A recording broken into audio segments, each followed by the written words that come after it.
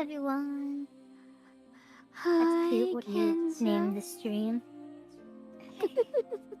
Thank you. Alright. As soon as it focuses the game, I'll share it to you. Okay. Hi, Kenzo. Hi, Alonzo. Hi, Silent and Leah. Good to see everyone.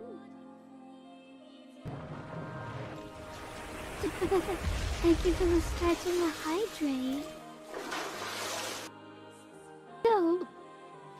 So, you guys might notice that, my tracking has improved a little tiny bit.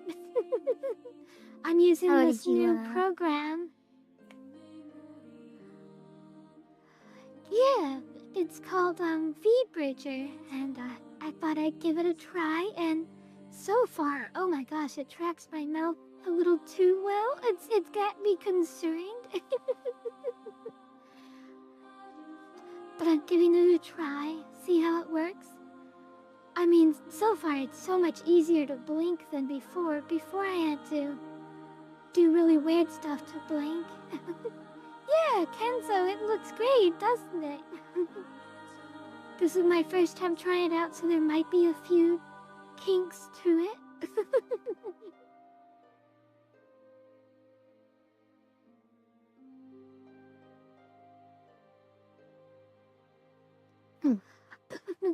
I'm just playing with my model.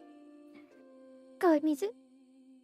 We also got some new asset things. I don't know if you got those set up or not, but if not, we'll probably have them next time. I don't have them set up yet, but I plan on getting them all ready to go. Hope everyone had a good Thanksgiving. Yeah, I hope everyone had a wonderful holiday. Did you all get a bunch of nummy nummies? Get lots of good food?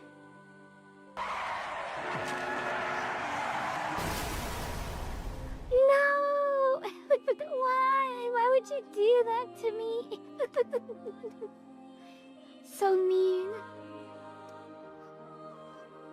Would you shoot? So the slime had notoriously bad tracking, and it seems that hasn't changed at all. It's probably more of like a rigging issue. Yeah, no big deal. I get to try out the slime on the new rig. Oh, how interesting. I didn't know this. But, the slime is mirrored. Oh? Is it always that way? I'd never noticed, but if I wink my right eye, the left eye winks. Well, I guess it's the slime's right eye, but... It's interesting. So I guess it's not mirrored is what I meant to say.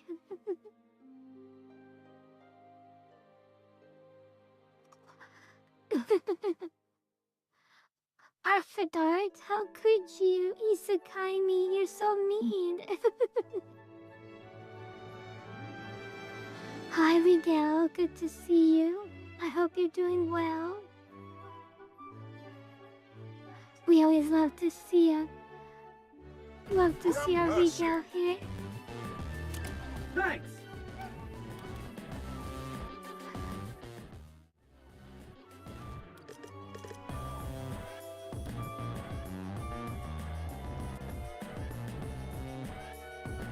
Oh no! Mizu came out from below me. I am Mizuki's hat. Hi, Kukuran. Hi, Kenzo. Tamales? Tamales? What? Mizu, what's a tamale?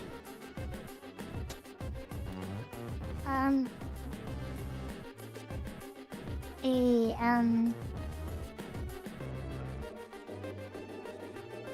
Hispanic food? I don't know. I imagine it's spicy. Okay. Does it go well with... I don't know. Kenza, does tamales go really good with pumpkin pie? I've had pumpkin pie. They're really good.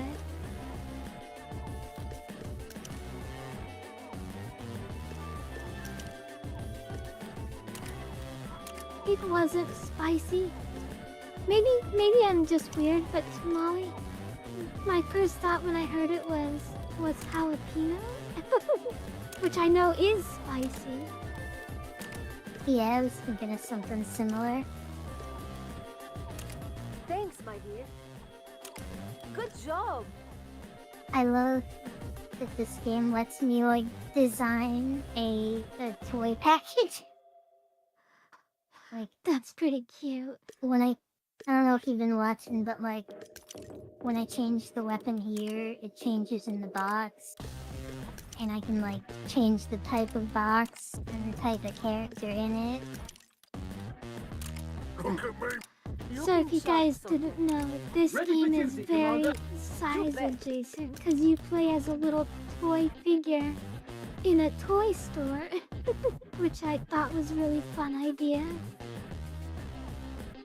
I don't think it's all in a toy store, but if any of you ever played on the PS1, those like Small Soldiers Army Man games, I know it's like a spiritual homage to those.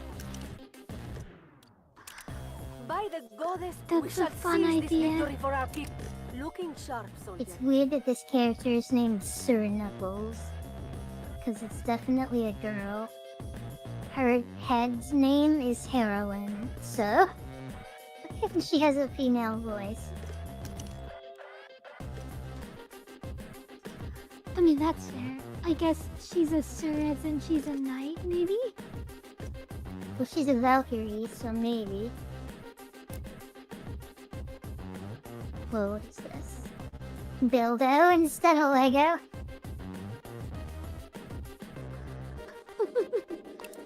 Oh, does it make a little temporary Lego wall for you? I think so, yeah. That's great. Stingy boy. Poison trap. Is this a tower defense game?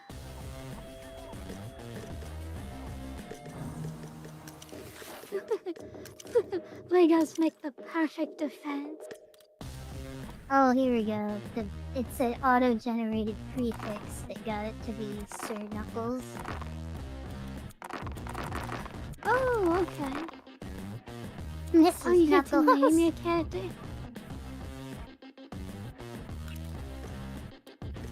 Oh no, I can't enter it manually. I was gonna name it Ann Knuckles. Oh no! And Knuckles. That's funny. Yeah. Chisu, Kisu, and Knuckles.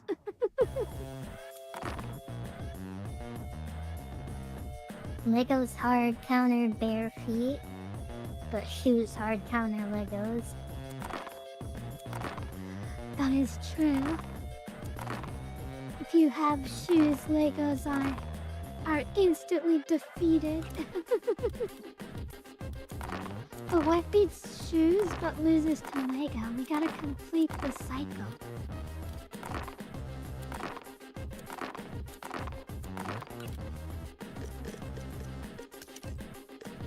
I don't know why they made it so difficult there with the names, but That's true.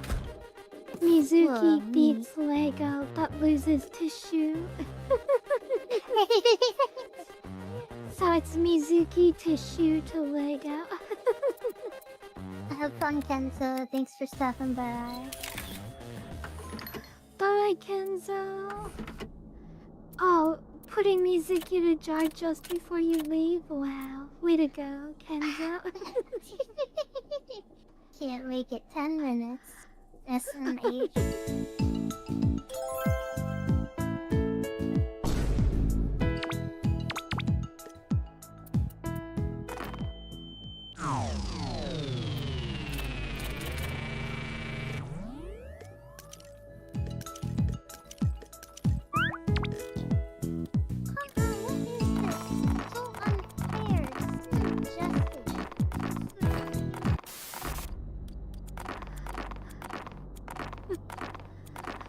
Alonzo causing chaos.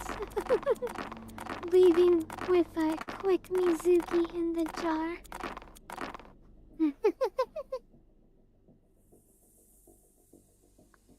Oh yeah, the shoe to Lego thing doesn't work if you if you're wearing heels. It's like how certain axes in Fire Emblem are like sword reavers, and they counter swords instead of being beaten by swords. It's like that with high heels. Wait, Gal, have you never seen the Mizuki in jar animation? Mizuki made it, it's so cute. Thank you.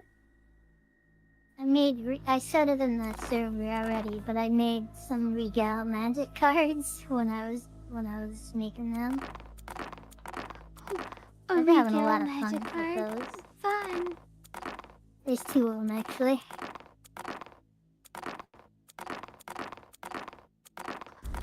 Thundering Knuckles. Knuckles Prime. Trying to get Spear again. I accidentally randomized earlier, not knowing what the button would do. You can't choose it? Nope. That's unfortunate. Oh! I guess I can. I had to click this part. Oh, so there was one I didn't see. Madam, Master, Miss, and Mister. Okay, well we're gonna leave the customization screen. I was thinking, okay, on Reading the the back here. customization screen in less than an hour. Difficulty impossible. Yeah, it's very rare actually. I was thinking that this info on the back would change, but I guess not. See here it says Hypnotic Seer, and I was hoping it would change to what I put. Oh, But like the Hypnotic Thunder Spear. Yeah, like instead of saying the Hypnotic Seer, it would say Thundering Spear. And it says +1 flashlight and +1 radar. And you can see those here in the front. I guess you can't change those, so like each character must have their own special stuff they come with. Thanks, my dear. Probably similar to Overwatch. Yeah, something like that. In a jar where she belongs. That is correct, Alonzo. Oh, I forgot about that emote.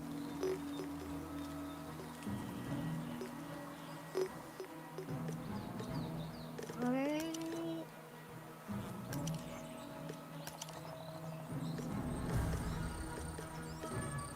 You can play this game in first or third person. I remember people were like arguing about it. Like third person mode's cheating.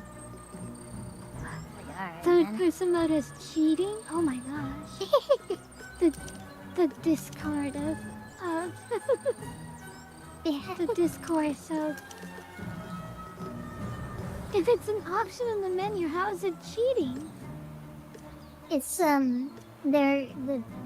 thing they're trying to say is third person view gives you an increased view field over first person view.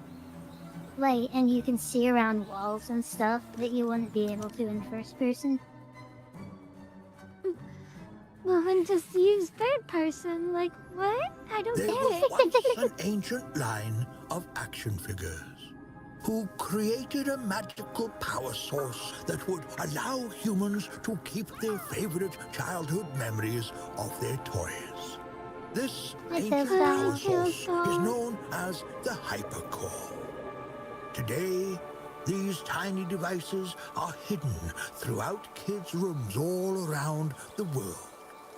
A young boy and his older brother were gifted 2 action figures, Max Ammo and a special edition figure, Max Damage. The young boy played Max many Ammo hours and with Max Max Damage. Ammo and loved him as a toy. But his older brother kept the Max Damage Special Edition in the box as a collector's item.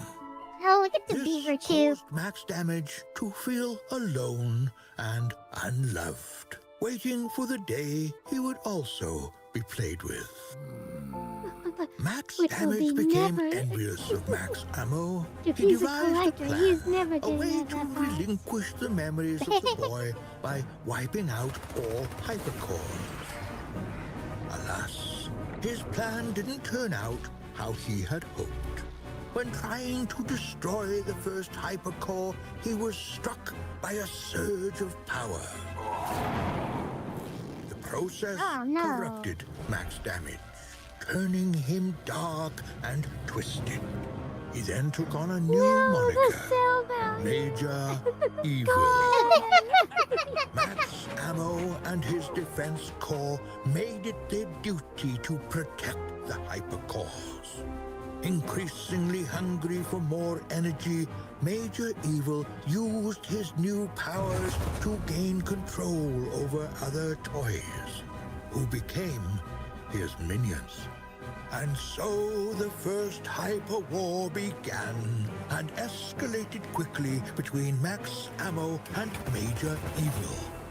But it all came to an end when Max Ammo unhinged Major Evil, making him a non-refundable toy. The war was Non-refundable. won, and Major Evil His wasn't to warranty be has seen been again. destroyed. Many peaceful years have passed.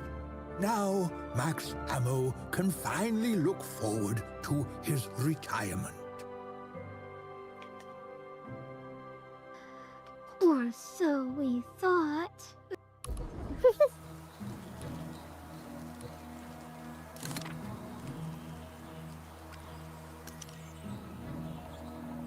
This game's like dead, so I'm not gonna be doing multiplayer. When I looked at it the other day, there were 4 players online total. Oh, whoa! Oh, okay, I am a toy. I was like, I get to be normal sized and walk around the toy store? Already, not even leaving the toy store and you just ruined your sell value. Great job, Mizu. Maybe I didn't want to be sold. Welcome, recruit. I'm Max Ammo, and I'm here to prepare and guide you through basic What training. other point does a toy have if not to sit on a shelf for all eternity, never being viewed?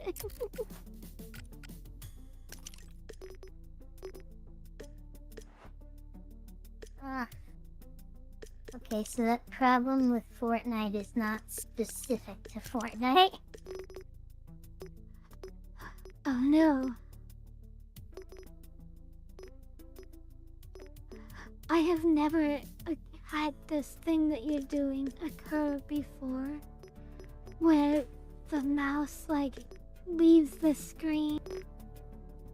Right? Like, I don't understand why like, it's supposed to stick when it's, in full screen mode? Right, that's how it works for me. It worked that way in the past. I don't really... It might... Maybe it's because of Mouse Without Borders? Let me close it and see. Yeah, no, that's not it.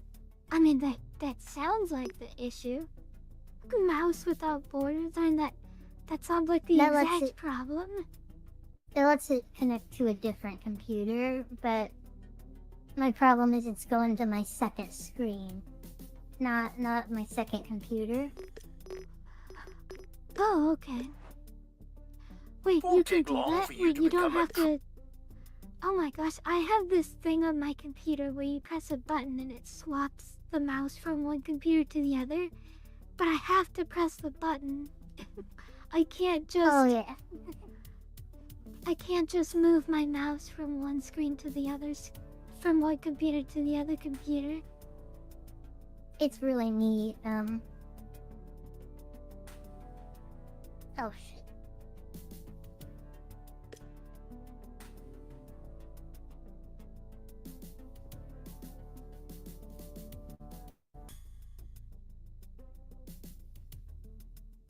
Sorry, I'm troubleshooting this real quick.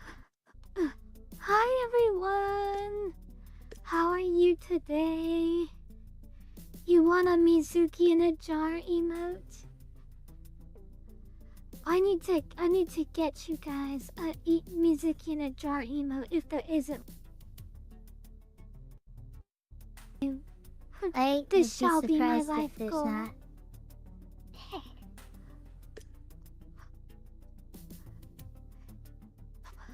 But look at the bright side. You have a Mizuki in a jar.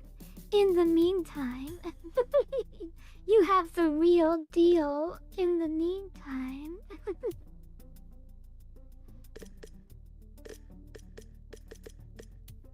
Oh no.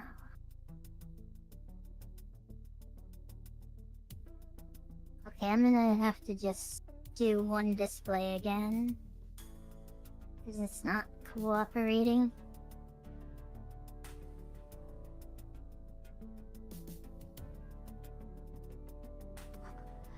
You don't got Nitro? Oh no.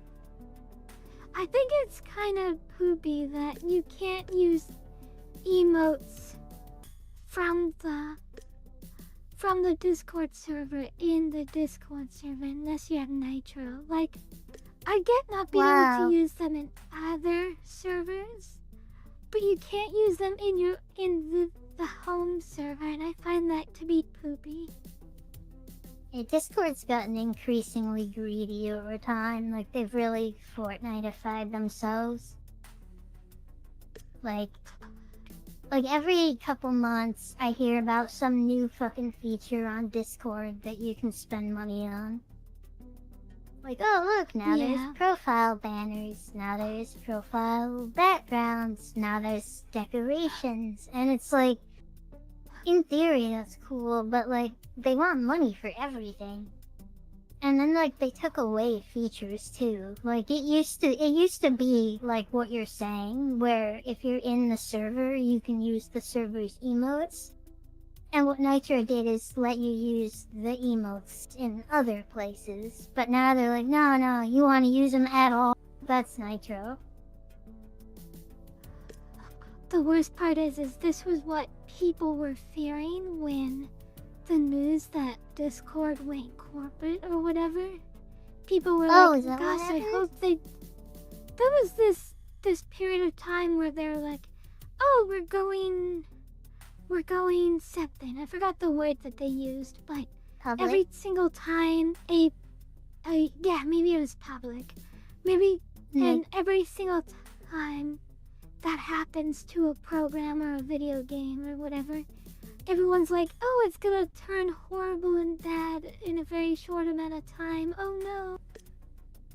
Yeah, when a company becomes publicly traded, it means now they have to answer to shareholders, which basically means it's gonna be a bunch of rich guys in suits who don't know fuck all about the product and who think they know about it and think they know what's good for it, but at the end of the day, their only concern is lining their pockets. So it's like, they don't care if they make it a worse experience for other people. They don't care if it ruins the product in the long run. Like, all they care about seeing is they made more money this year or whatever.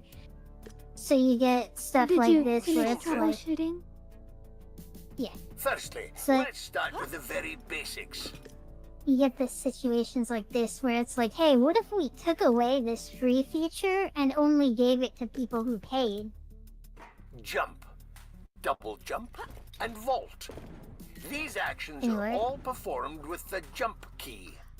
Collect all the gold credits in this area to proceed. Lizzie, you're free from the jar. I'm free! Jar freedom! Can you get in front of me?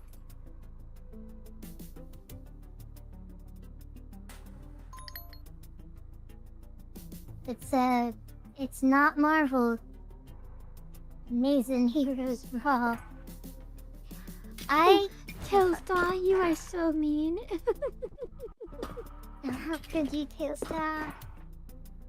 I love toy stores. Hold on. Thank you. Like, I've mentioned this before, but I love product packaging, and I love stuff like this, where it's just like all these bright colors and products boxed up. Hey, Ninjago, and Nerf, and Super Soaker. I don't know what Slopkins is. Or Doyle's Toy World. I guess we gotta jump down now. Okay, back into the jar you go. So sorry. Oh, that's what... Oh my god, I didn't even realize what was happening.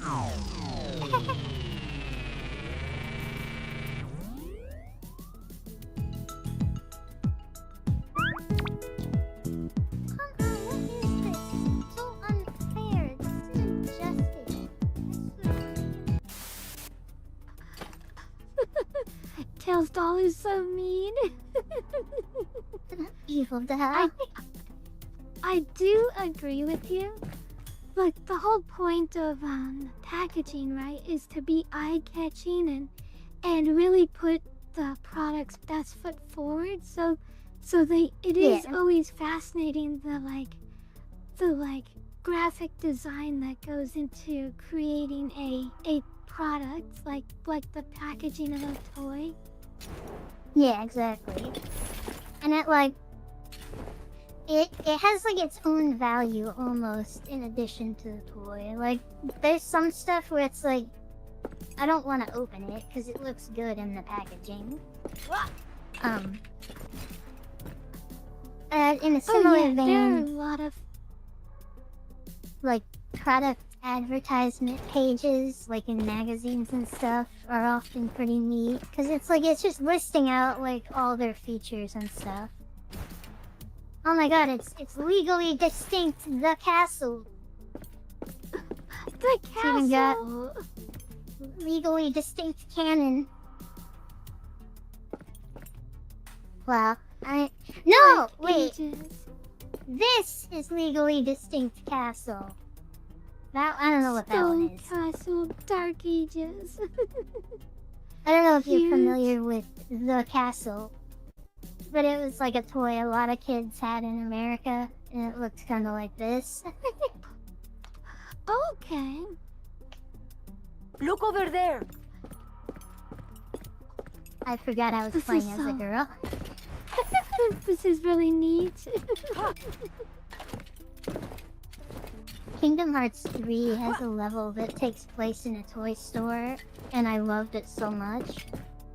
And you also fight, Oh, wow, really? this like fairy toy who's like a giantess compared to you. Well, she looks more like a goth girl than a fairy. I don't remember what she is. Look at the giant Godzilla. That's so cool. Wait, where? The Godzilla toy.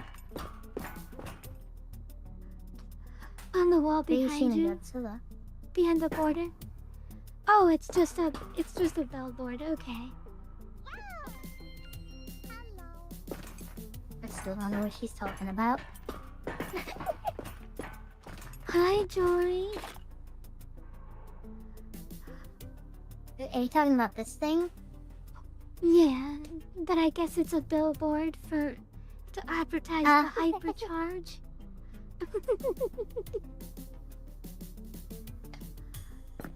Now, okay, that is a bit of a fail for the product because they have the hypercharge. Wait, that's just a Marvel toy? No, it's Mason. Oh, And he's Mason! Wingman, not Falcon. Oh my gosh, that's so funny. The store's named Smirk RS. Smoke on us. Oh, and it's not Iron Man, it's Ion Bot. Ion Bot helmet. Amazing. play games way too slow. Nicely done.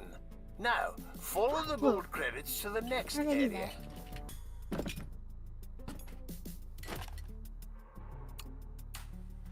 Oh, there we go. Okay.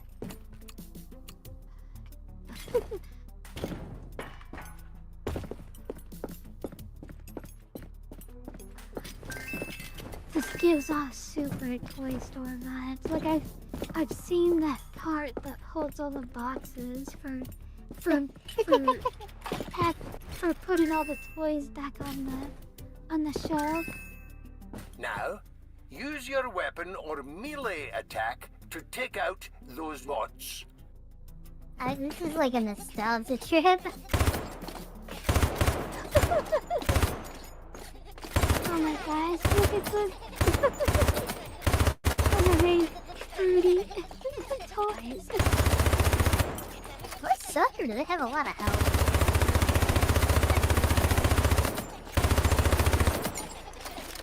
Maybe they don't take damage till you get on their level. Oh, I think they have points I'm supposed to shoot. Hold on now. Because I saw a Hot Wheels ripoff somewhere. Truck recently! Amazing. Yeah, okay, that's what it was. Oh, look, it's, an employee dropped their thing. Oh no, that's a bad employee. If you leave that there, someone could just grab it.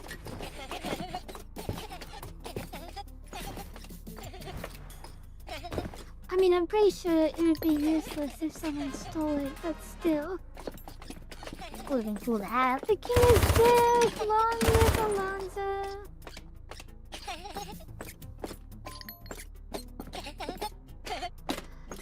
Me? Marvel to run Why are you Mickey. putting me in a jar? Alonzo! I'm accuse you! Well done, You recruit. don't put Use your kisses in weapon to jars, destroy that's those the targets. You can hold the aim key to help improve your accuracy when shooting. I'm mad at you, Alonzo. I don't go in a jar. That is debatable.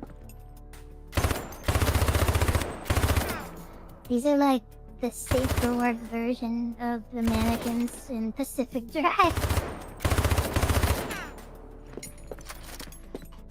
The safer work versions. Collect them all. FredEx. Gosh, I just want to explore this toy store. It looks fun. Alright. I would legit I want to enjoy shoot the... like VR shopping if it was Trust like me, this. they deserve that. Vi? If you do come up against a real threat, though, be sure to keep an eye on your health and shield. These are also shown in the bottom right of the heads-up display. Next, follow the credits and climb over those boxes to the next area. It's a cute little car thing. Oh, the wall's gone? No, it's not.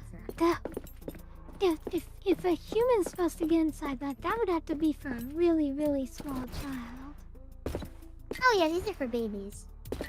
Like, you put your feet, right here, and you can, like, pull it around with your feet. Oh, Flintstone's cute. car, basically.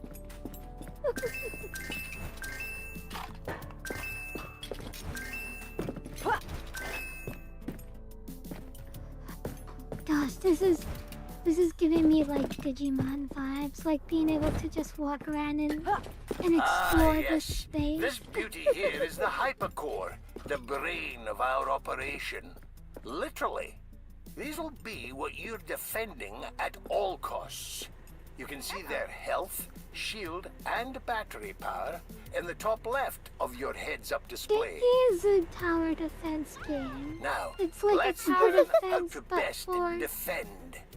You should but grab for, those build credits by the hypercore. It's gonna be like a wave survival thing, I think. These credits will come in handy during the build mode. Hi, You can press Haruhi. the build key to bring out your build tool. Your credit count can be seen in the bottom right of the HUD. Go ahead and build some simple defenses around the Oh, core look! It's with the build my credits you 3 picked cards. up earlier. Okay, so Amazing. they're gonna come from that way. I don't know what these do. Haruhi, we are toy Cracks don't soldiers use in a any toy power, store. but they can be offensive towards enemies. The war for Toys R Us. I love it. I can tell that you're in the puzzles section. You can also destroy buildables so for cool. a partial refund of their costs. Oh yeah. More meanbots approaching. Oh yeah, See wasn't the done. current wave and the progression in the top left of your HUD.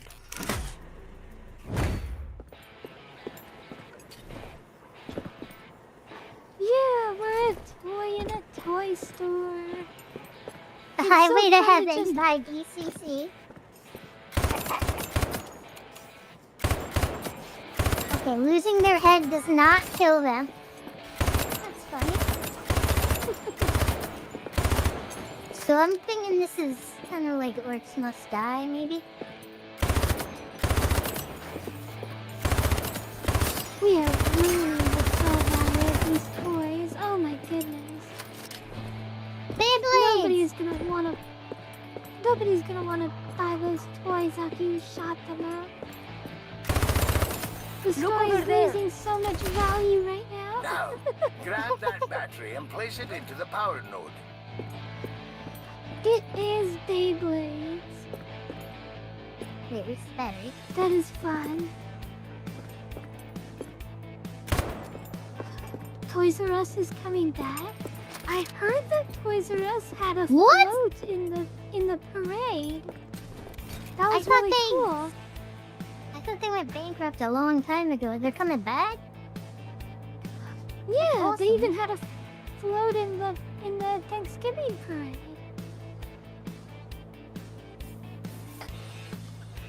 Kyushu will be right back. Okay.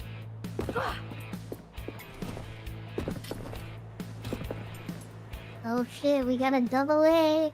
This will allow the One shield more of the these bad hypercore boys to and be we can play our charged when Game Boy damaged, Color. and will also power turrets that are protecting this hypercore.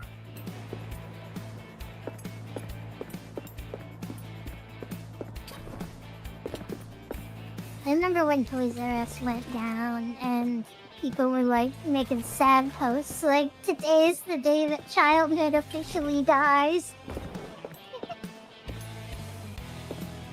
Okay, that's pretty neat packaging.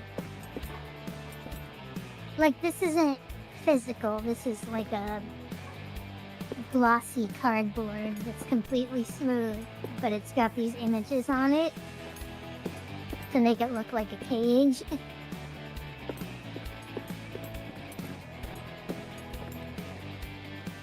Fetch some more build credits and build yourself a turret. Oh yeah.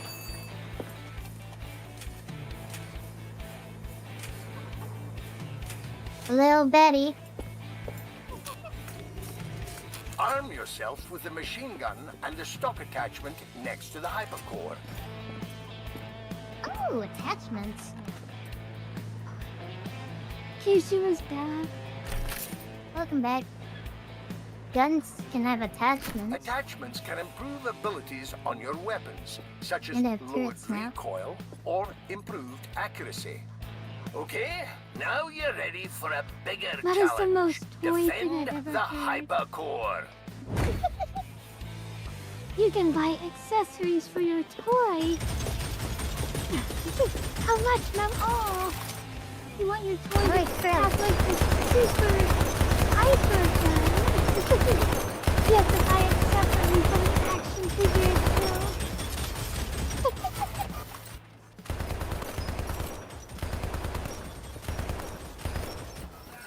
I don't think I can crouch, and I don't like that.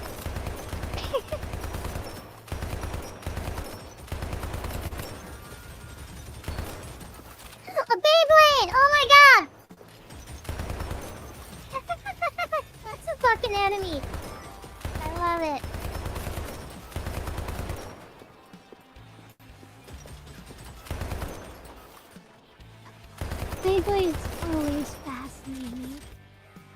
Okay, I gotta They're see the if there's a most crouch interesting toy ever.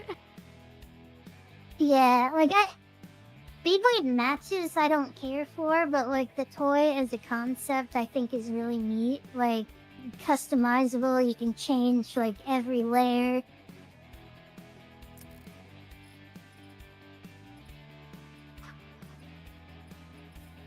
Oh my god, there's not gonna be a crouch button. The thing that fascinates me is just that it's a physical object, but it has like stats to it, which is fascinating.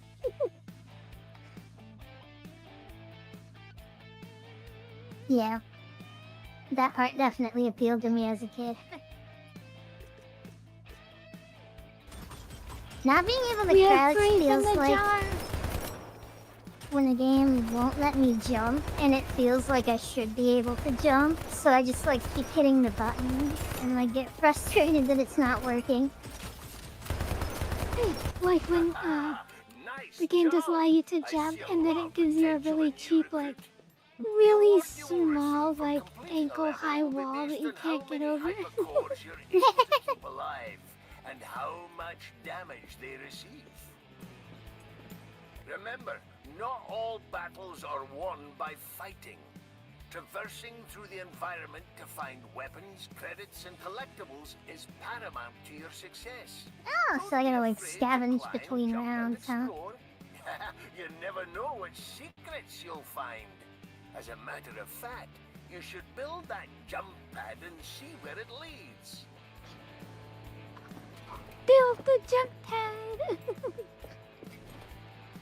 So if you guys don't know about Beyblades, I've been recently just watching silly videos that talks about Beyblades.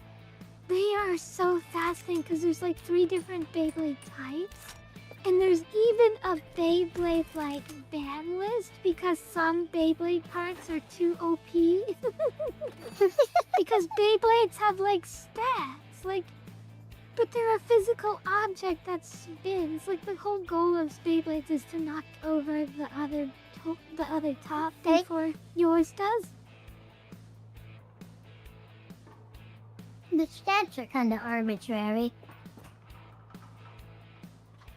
Like, they don't really mean anything. Like, they might mean, like, this one's better at this thing, but, like, there's no measured way to say this is a 3 and this one's a 2. Oh, yeah, absolutely. But what I mean is, like, this is a wind Beyblade, and it has, like, sharp edges that allows it to spin in circles around the edge of the battlefield better, whereas other Beyblades are like a bulky Beyblade and it kind of stays in the middle and it doesn't like travel around very much. Yeah. Well, I think that covers the basics. I can't teach And you it just, everything about it the world fascinates of me that they hypercharge, kind as of like there's much more to emulated explore and find. like a type chart Good luck in on a the physical battlefield, toy. soldier. Yeah, that is pretty neat.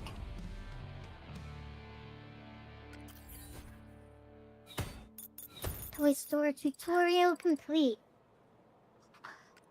Oh, I hope we don't leave the toy store. I want to explore it more. I want to destroy more toys that haven't been opened yet. Oh, do you guys know how to solve a Rubik's Cube? I was considering, like, teaching everyone in chat how to solve a Rubik's Cube on stream one time. It's not too hard once you get the like basics down. I've looked it up before, and my brain just doesn't work well with spatial thinking. And it's like, I could never get it done. And then I was like, you know what, I don't need to, because this doesn't matter. The thing that stumped me for a while was I wasn't considering each cube to be a piece. And if you consider each cube to be its own piece, then it makes more sense because you're Because you aren't trying to, like, mathematically just spin it until every piece just happens to be in the right spot. No, you're actually putting pieces in position, and it's like, okay, well now I gotta get this square into the corner. Done, okay. Yeah, I could, if you guys are interested, I could teach you how to solve Rubik's Cubes. It's not too hard. You'll be really slow at it. You're not gonna be a speed solver. I mean, because I'm not a speed solver. I don't know how to do fast solves. I think my fastest solving... Go ahead. They could, like, turbo solve the Rubik's Cube. He, like, had a little timer on the computer, and he could get it in, like, 15 seconds or something. That's awesome. Hello, Waffle Bean. When you Hello. fought as long as I have, you It's our come wonderful to Waffle quiet. Queen. Welcome to Pancake Hey there, Island. Slobby. Sir? Wait a minute. Was that a slobby? But yes, if you guys are interested, I can show you how to solve the Rubik's Cube on stream, and then you can go show off your newfound talent. Oh my gosh, speaking of waffles and Legos, There's only did you guys one see that toy waffle who can iron control that slogans. turns I waffle have a batter into terrible Legos? suspicion And you could that just there's make evil a afoot. little castle out of your waffles. Looks I like thought you'll that was get your really chance, cute. soldier. Nah. I want a Lego waffle maker. The Lego waffle iron. Soldiers, we need to find all enemy toys and destroy, rehabilitate them. Rehabilitate the evil toys. Oh, that's cool. My box had parts in it. You don't want to forget your accessories. I want to read this, damn it! They're exploring Reddit. It said one of the objectives was to save the world by turning off the computer. Hi, Mountain Dew. Oh my gosh. Hilltop view. Weaponry. Oh my gosh, gross. This person leaves their cereal bowl behind the computer. You know that's been there for ages. Almost certainly.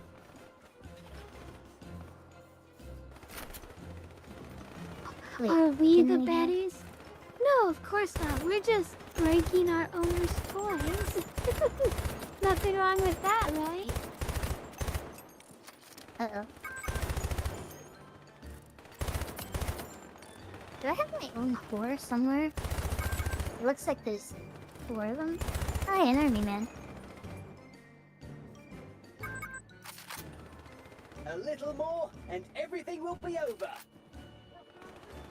I shouldn't have spent so much time trying to figure out how to tune this computer off, but now I'm locked in on that. I mean, if you go for the power outlet right there.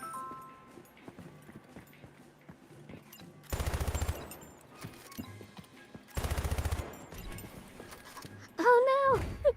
You failed! Oh, that's cool.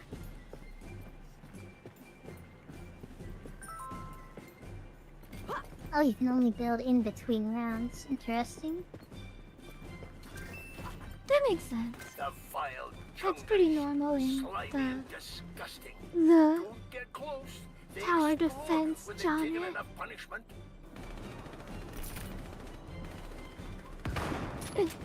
Also, can I just say that that carpet this kid has is amazing, and I want it. Oh, that is pretty cool. Sniper shotgun.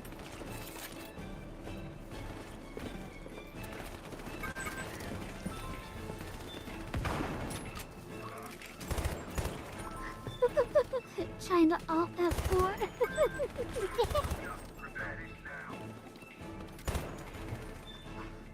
Maybe you have to find the tower, right? I didn't see the tower. Yeah, where is the tower?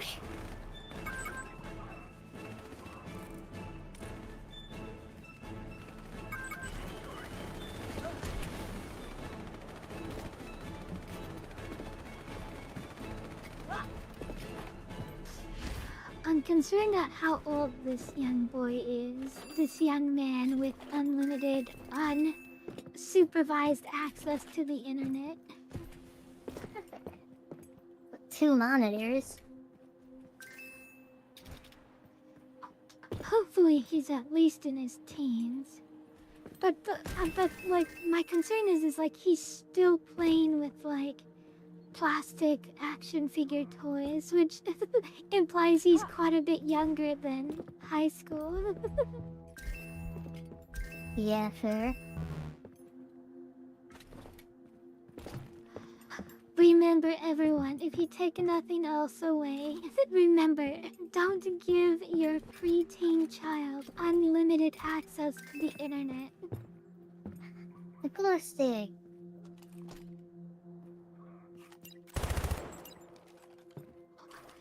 I recently learned how glow sticks work, and I thought that was fascinating. Oh, go ahead and tell us. So, inside a glow stick, there is a glass vial, and the glass vial is completely submerged in a different liquid. And when you bend it, you break the vial inside, and the two chemicals combine, and that causes a chemical reaction that causes the glow stick to glow, because it's just basic chemistry of two ingredients mixing with each other. However, glow sticks are quite an adjutant, so you definitely don't want to break them apart and touch them. Yeah, I remember hearing about someone at a rave, like breaking open a glow stick and swallowing the fluid, and you could like see the stuff in their veins. I'm pretty sure they died. Oh no! I don't think it's deadly poisonous, but like it's still not something you want to eat. To drink it, yeah. I would assume, based on the fact that it glows, that it's deadly to drink. I don't know many glowing things that are safe to drink, but it's kind of like seeing a bright green animal. Like these, it's safe to assume that they're poisonous, but they might not actually be. Absolutely, yeah. That's just a natural nature's way of telling you I am dangerous, don't mess with me. Oh, hey, look, he's got this game on his computer. And he's on PC Master Race! Is that the Discord or the Reddit he's on? Is the PC Master Race Reddit? Amazing. Soldier, a little bit of advice. It's like the r/atheist of gaming.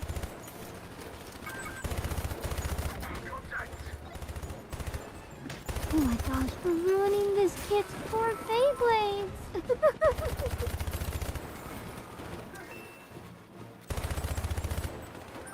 I mean, to be fair, his Beyblades are ruining themselves. No, they're just trying to... They sealed their fate. Nobody messes with our Hybrid Core. Available at Toys R Us near you. Yeah. You're pretty impressive considering what a small toy you are. I'm not small, I'm fun-sized. How dare you?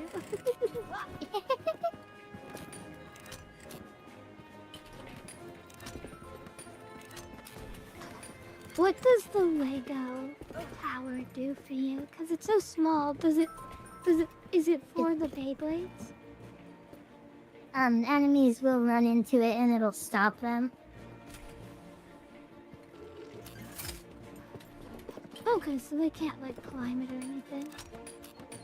No, they'll like break it. It has like a health limit. This game definitely seems like it was designed for couch co-op. Like even the story mode here has 3 NPCs with me. And since it's like harkening back to a much earlier game, the like Army Men game, Small Soldiers or whatever, it's like that was an era when couch co-op was a big thing.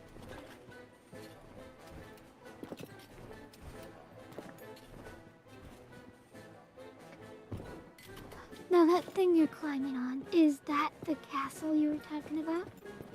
No, this... I guess that's it's more thematically spacious. similar, but it's not. This is more of like a bunker thing I can shoot through. But like the green on the bottom and the gray up here makes it look very similar to it.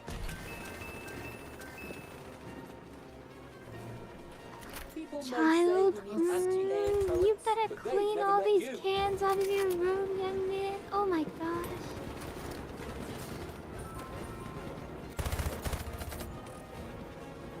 No, not the limited edition red Beyblade.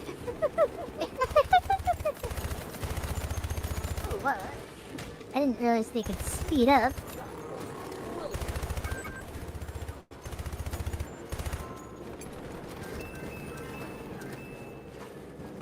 Okay, the fact that this child has a landline, but also is scrolling through Reddit does give off, like, a bit of a... Yeah, if you remove the computer, everything makes sense. But like, with the computer there, it's like, okay, these two things do not exist in the same timeline.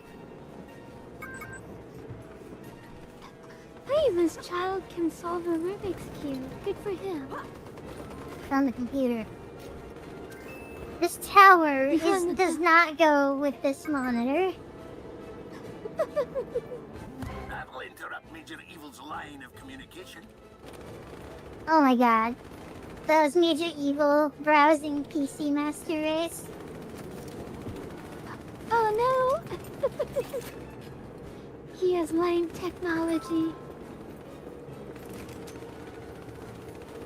Wouldn't you be so upset? Like, so upset if your mom came into your room and was like, young lady, this place is a mess, clean your room, and you were like, I just cleaned it, I don't know how all the toys got here. They of course don't I believe you. swear. What's that? I think it was the airplane. Hi, Elroy, good to see you. Hi, Elroy. Can we get in the vent? Oh, it's a hidden target, okay. Are you kidding me? I can't get in that. Why is it open?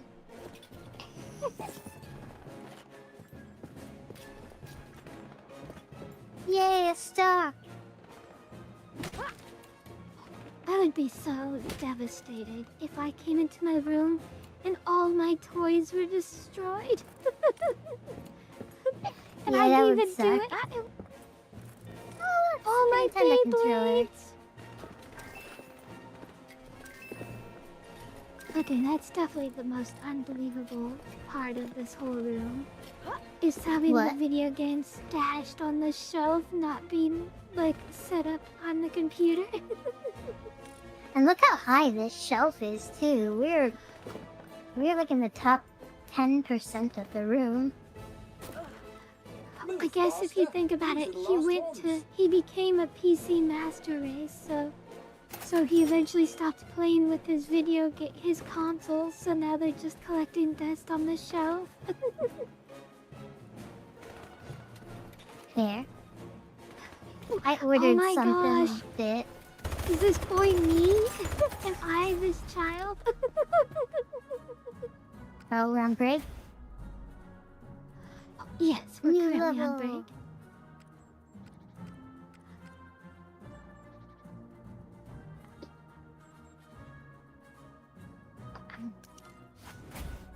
I ordered this thing for like $10 that I thought was really cool. So I'm reading this series of books that Steph was reading with me, and I decided to read the current one entirely on my smartwatch. My smartwatch is unique. Unlike most smartwatches, it is a full phone. Like, if I put a SIM card in it, I can call people with it. I can download apps from the Play Store, and the face itself is like pretty fucking big compared to other smartwatches, but it's still very small. And it's detachable from the wristband, so it's like this small little screen. And I was like, you know, it would be nice is if I had some kind of control, like buttons I could press to like turn pages and stuff. And I found this little, like, it's like if you took an NES controller and cut out the middle section and then slammed the two sides together. So it's just like a D-pad and 2 buttons, and it's reprogrammable. So I ordered that to use with my smartwatch. What freaking smartwatch do you got, young lady? I don't remember what it's called. I looked through a lot of smartwatches before I settled on this one. To me, the most important feature was that it could detach from the wristband, because that's just really cool to me. Like, that it doesn't have to be a watch. Like, I can take it out and it's just like a little screen. That sounds fun. Yeah.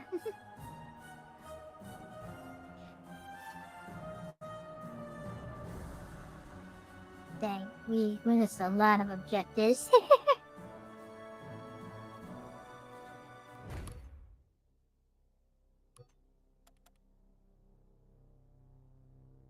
Wait. If there were 4, were there only 3 hypercores? What the heck? Welcome back from the advertisement. Hello. Hi, everyone.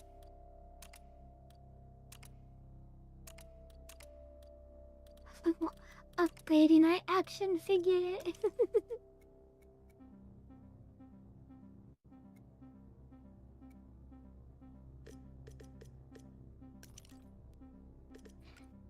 Okay.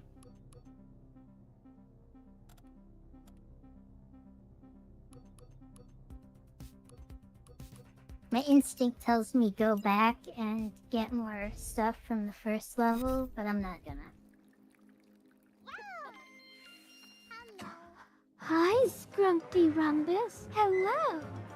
What are you Hi, doing, Ramos. soldier? We're under attack. We're just An destroying enemy our army is owner's on its way, and toys. we have Don't to worry about inform us. all outposts. Our owner's strict, if it's yellow, let it mellow policy is driving me crazy. I have to flush it. I can't take it anymore. Don't do it, soldier. Don't risk your life It's so like that. gross.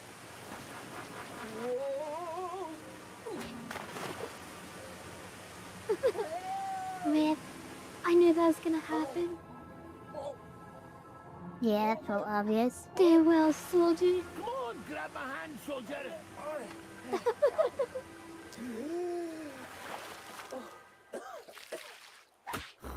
Blow dry your hinges. These spinners are unpredictable.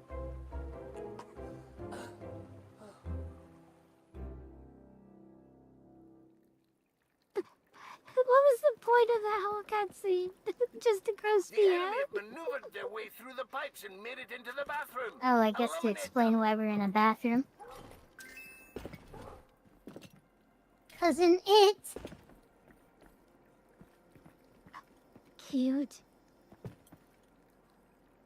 Wait, aren't these actual things? Lord of the Flies definitely is. Oh, maybe because they're like, public domain or whatever. Ooh, a bipod. Probably.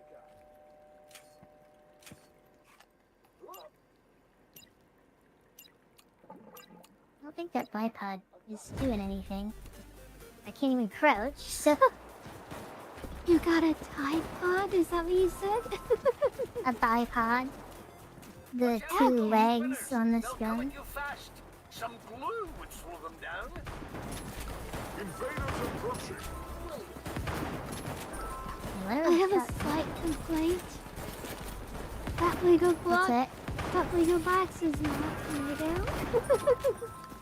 Yeah, it's Dodo. That box is.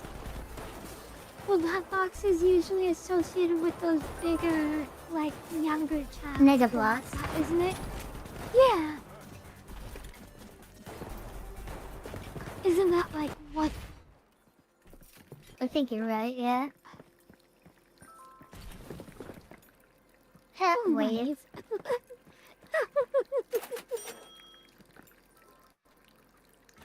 Oh my gosh, their water bill is gonna be so expensive. You gotta stop those slate drips. They add up fast.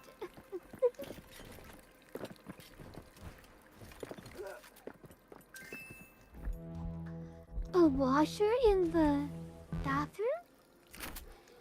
Their bathroom is big enough to hold a washer? What? Not a dryer, though, just the washer. Wait, look above the washer. Oh, okay, they do have a stack. I've always wanted one of those. Wait, you I've don't heard have the the stacking legend. ones? Of course not. I don't even have a dryer. Oh. You have a washer? I do have a washer. Okay, that's really weird. You have one, but not the other? Well, yeah.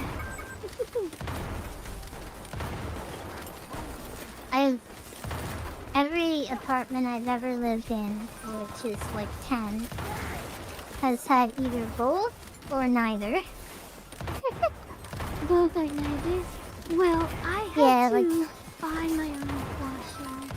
And it's one of those small portable ones. Okay, I thought you were saying your apartment just came with only one of them, and I was like, what the fuck? They expect you to air dry your clothes? Comrades, Oh, no. The apartment doesn't come with a washer. I just bought a small washer that I put on my counter. Oh, that's cool.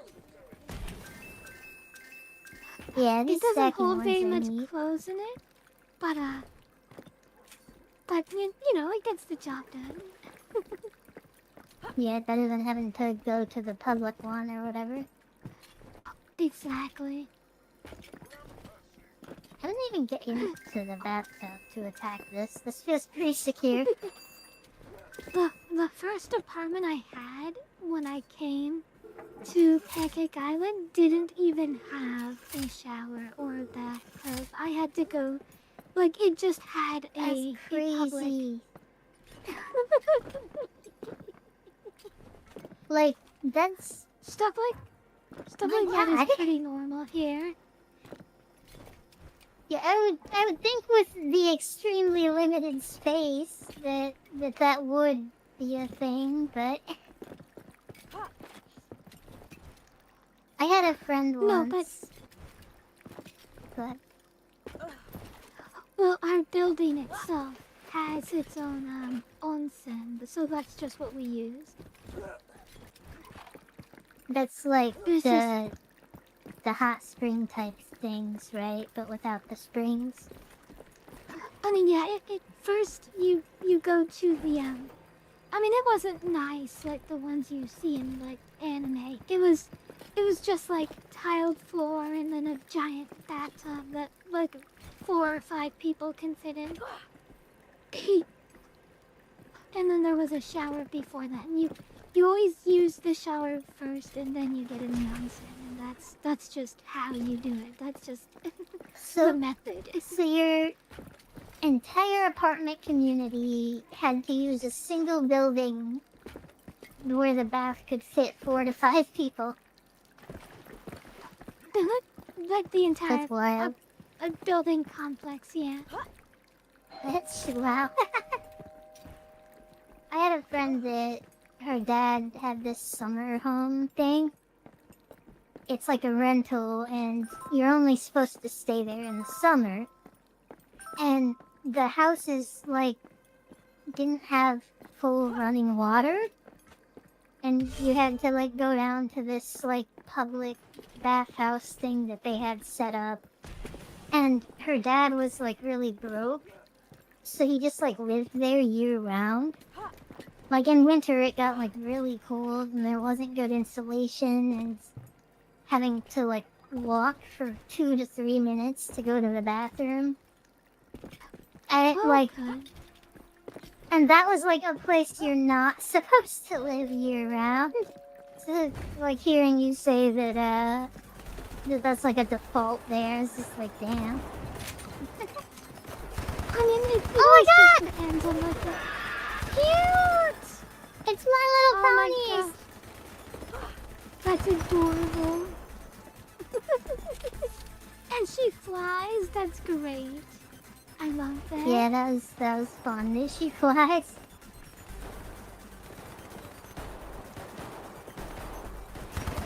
Your slime kid is definitely not working on her, that's for sure.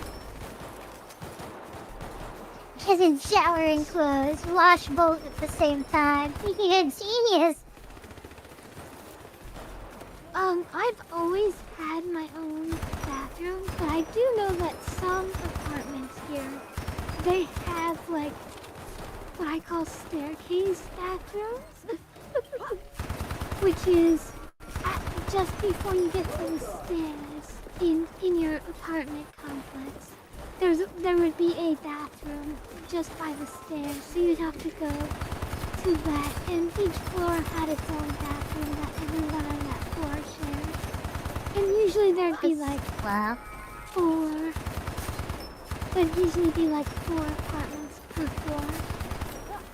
Having to wait to use the bathroom for someone you don't even know, like that would be such a deal breaker for me. Like, well, if you don't want to use that one, you could always just go down the stairs and use the one on the floor below. So it wasn't that big a deal. Yeah, but everyone else is doing that too. You're right, that is true. Great job, soldier. Oh my god, so many Beyblades. Just dead everywhere. Oh my gosh. I am so mad at my son right now. Look at this mess he made in the bathroom. I am gonna scold that young man. Like, what did I tell you about bringing your Beyblades into the bathroom? Young man, I can barely get to the toilet. You need to hurry up and clean all this out of there pronto.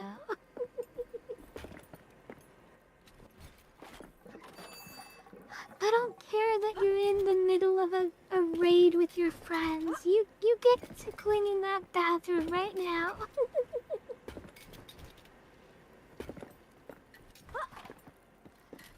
You know, one thing that you just made me realize, I was somewhat lucky to have a mom that understood the fact that some games are not pausable. I mean, I know my son is playing a game that can't be paused, but if you leave a mess like this in the vacuum, no, you're picking it up right this moment. I am not gonna wait. No, that was, just unrelated. Just when you said, I don't care if you're in a raid, it made me think of that.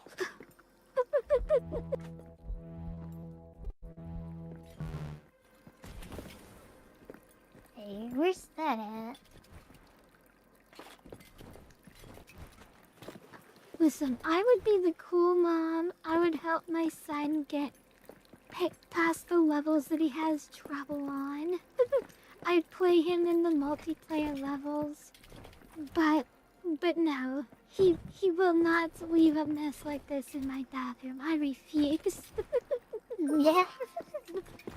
whole mom is You know, gone. this is a fucking Dis- disaster. Like, I'm gonna come in here with a discipline, broom Mom. and just sweep all this into the hall. Exactly.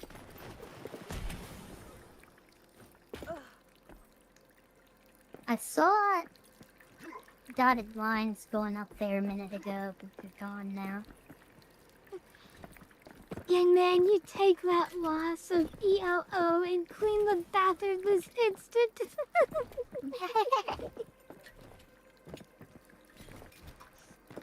When I was at Thanksgiving, one of my cousins had mentioned how, like, if her daughter... If she doesn't get a call from the school for her daughter for an entire month, she, like, takes her to the store and, like, lets her buy, like, $40 worth of stuff, like, at the toy store or whatever.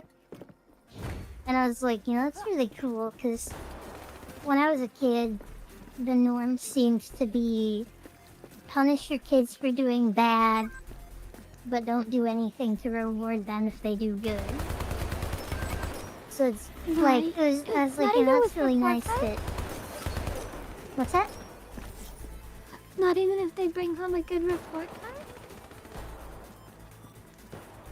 I mean, not really. Like, I mean, I can't say for certain how many people it was like that for, but like, it'd be more like you get like a pat on the back, or like they'd be like, okay, I will let you go see that one movie or some shit, but like my cousin's talking about like this monthly incentive reward to like not get in trouble. Whereas like growing up for me, it was always like, oh, if you piss the teacher off by being slightly too ADHD or having autism or whatever, then we're gonna punish you, but if we don't get a call, then we're just not gonna say anything. Yeah. I mean, you basically just described the growing up in Pancake Island experience. If your child brings home a B on the report card, you punish them. But if they bring home all A's, then good, status quo maintained. Yeah, basically. Whoa, you can stack these? Young man, if you bring home another B on that report card, I swear, you are... You will long for the days when you got to have raids on your game. Give them hell. I can't believe this Gone raid is will ending be so the raid days. What does this mean? They want you to jump on the doorknob. Oh, it's a visual guide. Okay. Make sure your power node keeps going. It's running low. Okay, question for chat. What was the get in trouble grade for you guys? When was the your parents That's a are tough-looking disappointed guy. in you I'd grade? advise you to get a bigger gun. It was just F for me. So that meant I got straight B's all the time.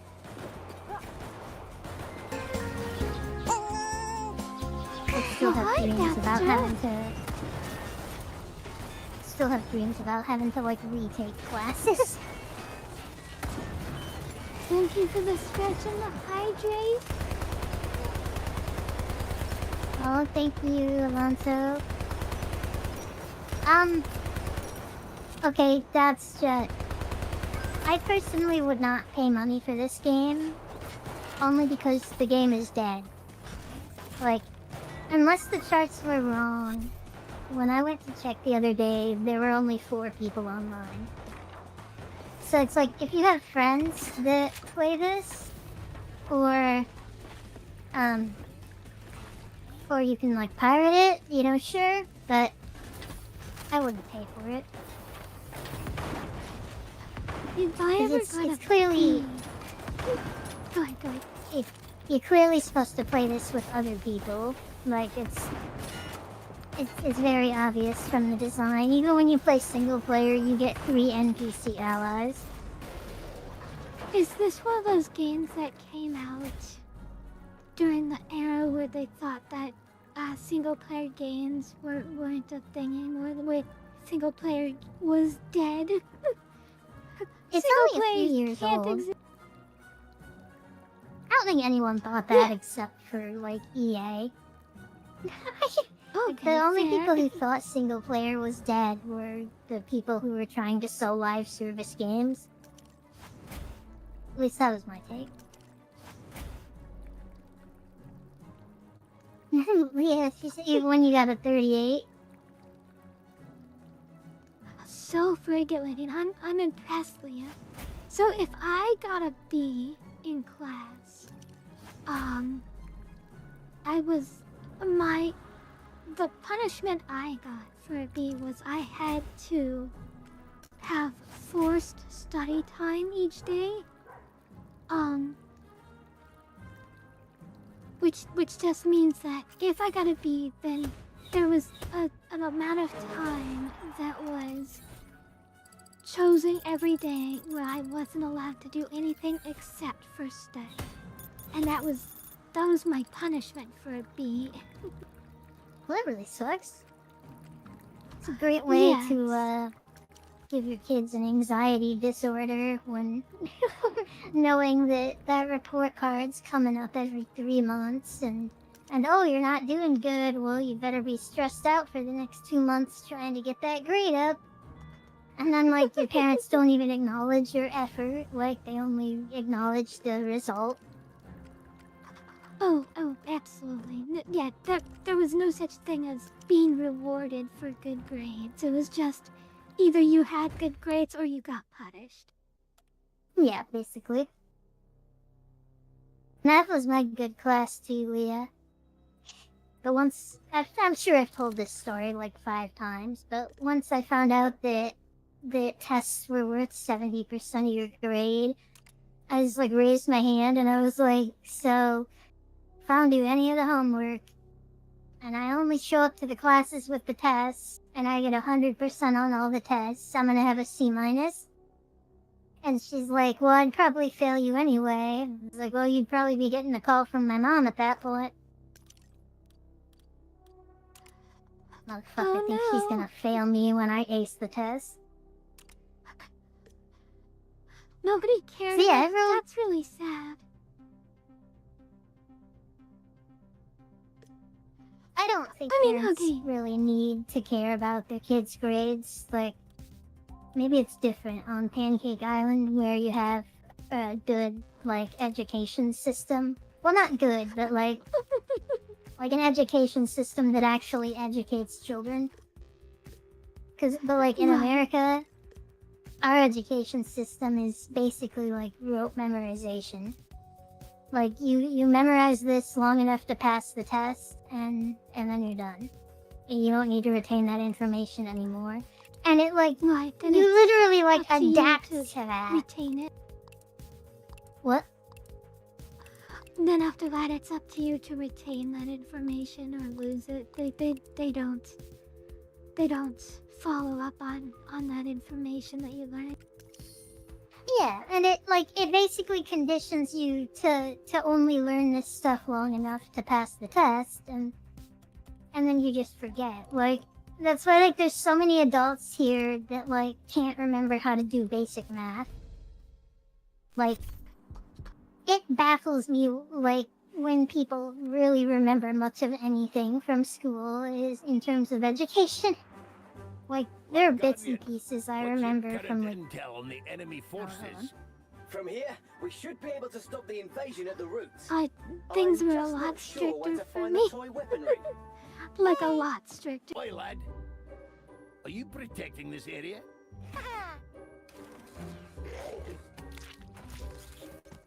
We'll take this But as a yes. to be fair, Give 'em a if weapon. you were doing pleb, that in Sergeant? class, We need the all teachers firepower we would can get. address it, which is pretty nice. I've heard that that's not common. yeah, and in America it's kind of like a lot of teachers just Maybe don't care. This was a bad Like, if you're doing good, great, but if you're not, they're just gonna give you the F and not care. Which, like, Yeah, they just keep moving forward at the pace and you just get your grade and then move on, right? Soldier, no dawdling. You'll need to search the area for weapons, Whoa. credits, and batteries. Anyway, the point I was getting at before the cutscene is that, like, your grades aren't a reflection of anything other than your ability to briefly memorize information. Which meant it was really easy for me to ace tests, because I was great at memorization. And... Oh yeah. Oop. God. Sorry. So, like, I could easily get good grades if I felt like it. Like, I could ace the tests really easy, but why would I bother when I can pass the class by just acing the tests and not wasting my free time at home doing fucking homework? Gotcha. I have a lot of... Got it right.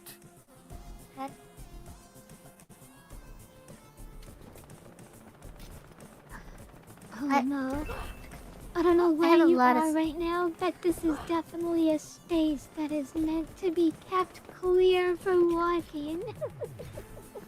Yeah, we're in the back of the store. Oh no.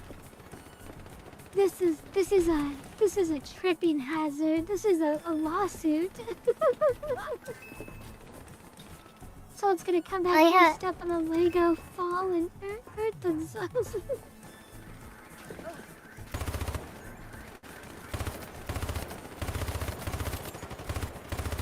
Go ahead, They have guns now? Enemy soldiers are on the field, highly trained, but we trained you better, squad. I always felt like, homework was such an injustice and such bullshit. Like, I remember I would rant about being like, you steal like 8 hours of my fucking day. I gotta go to bed early for this. I gotta get up early for this. And then you have the audacity to think you're gonna steal my free time from me at home.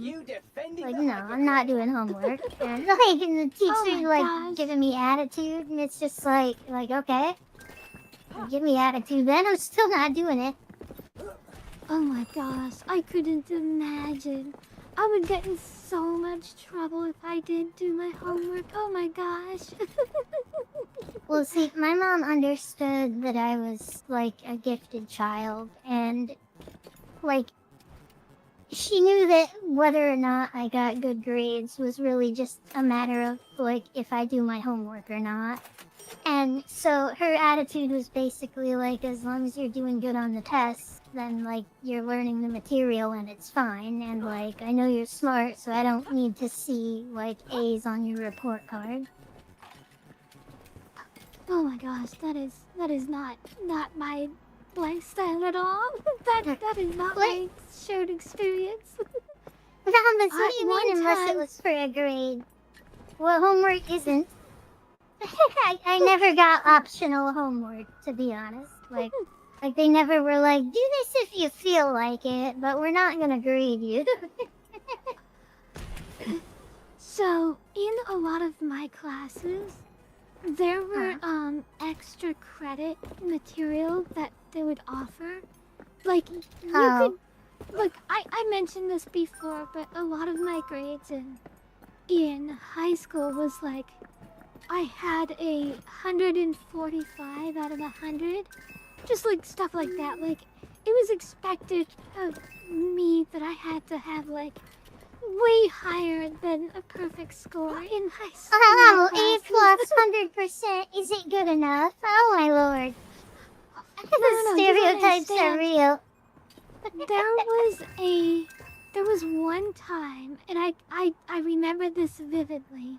There was one time where I had to practice for one of the sporting events that I was doing.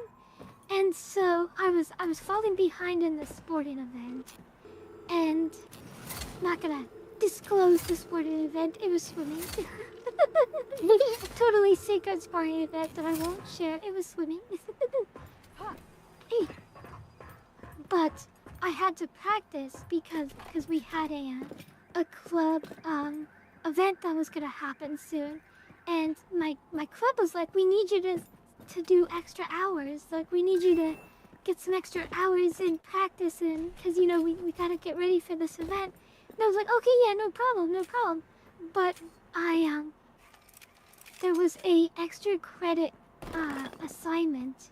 And I was like, if it's extra credit, I already have a 112 in this class. It should be fine if I skip it. But no, my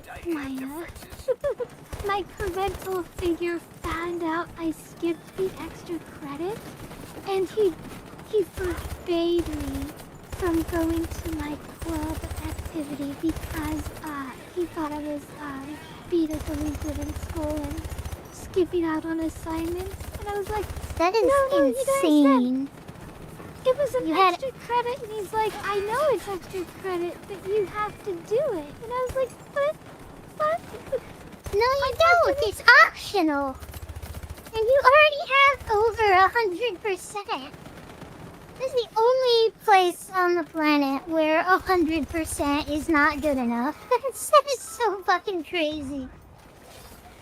Yeah, I got in so much trouble for missing that extra assignment.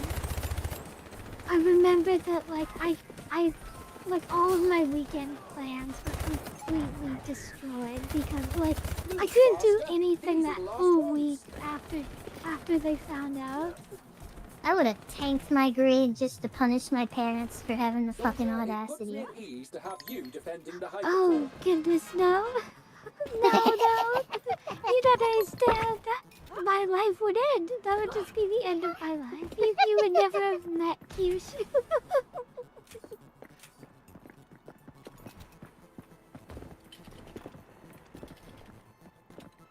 Hey, Instant Cake. Hi, Instant Cake. We're talking about our shared school experiences, and we're learning that we did have very many similar shared school experiences.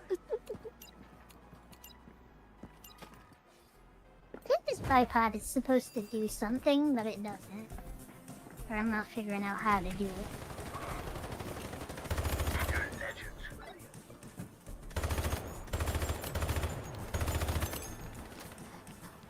Shared school trauma.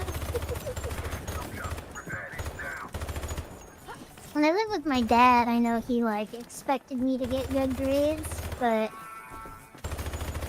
I mean... wasn't that much he could do to me that he wasn't already, so... And I moved out of there when I was 10. Yeah. None of my optional assignments were optional. That was just... They were just more homework that the teacher assigned us. Whereas on my end, none of my mandatory assignments were actually mandatory. Oh my gosh.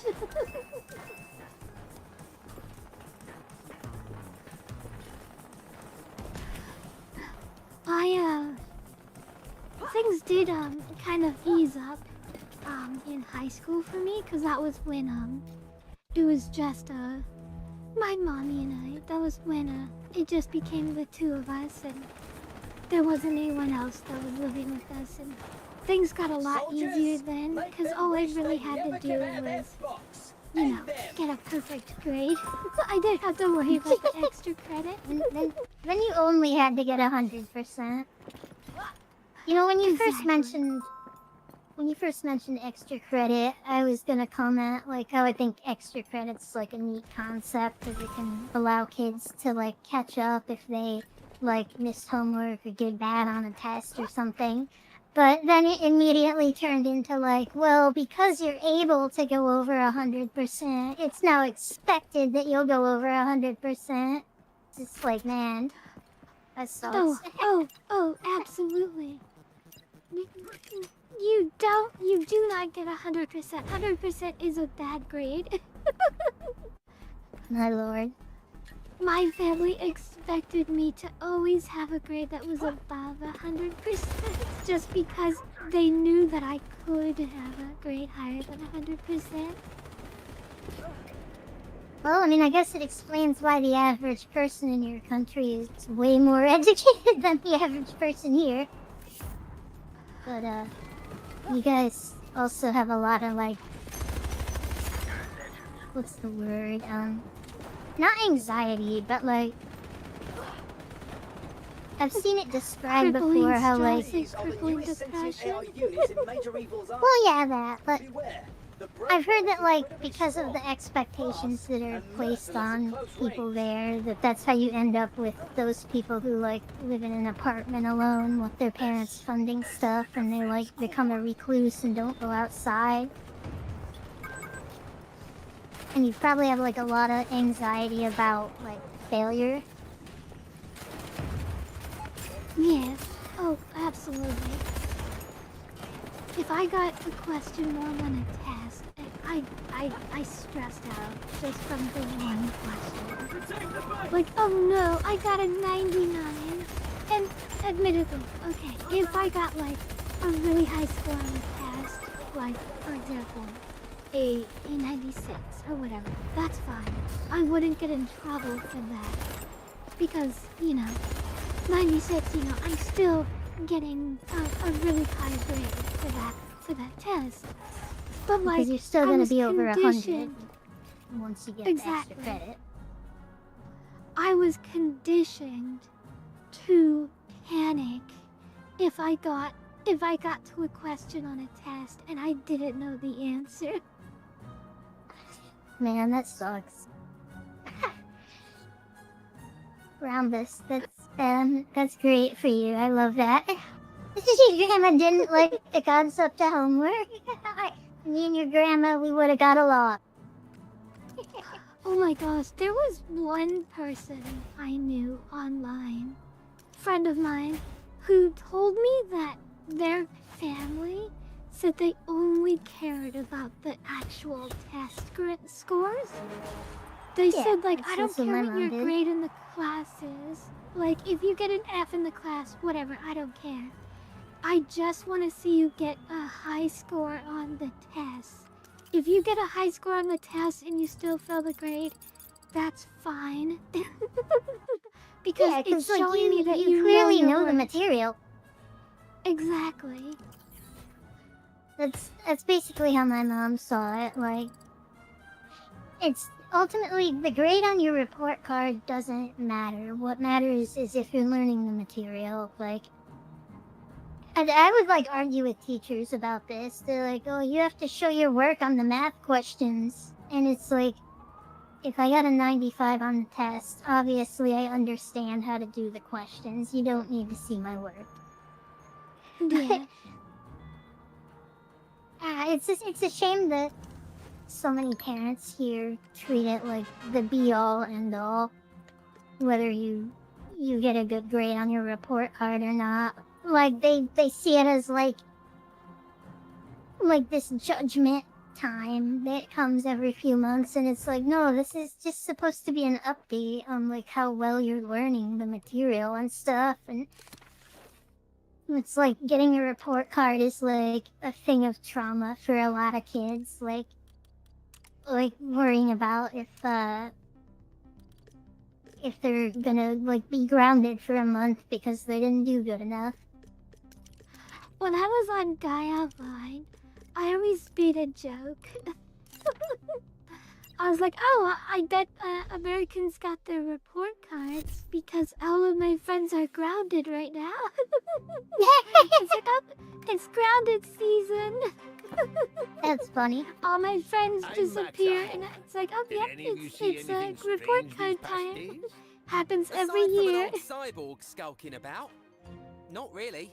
What the heck is Siege? Sounds like major evil to me. We need to defend the hypercore. Enemy toys are on their way, and we don't have a lot of time. It ruined my perfect armor. Yeah, you called it university instead of college. Did you mean something different? Because I thought only British people called it university. I swear it on my honor as Valkyrie. Oh, so are you laughing at that because it resonates with you? Hey, look, it's Ryu. / Goku. Let's do this. Now, light these mean greens up. Are they gonna transform? Are they gonna transform? Sorry. Some of you were purchased here. What is Some of you CJEP an will acronym die for? here. And what about middle school? Where do you live?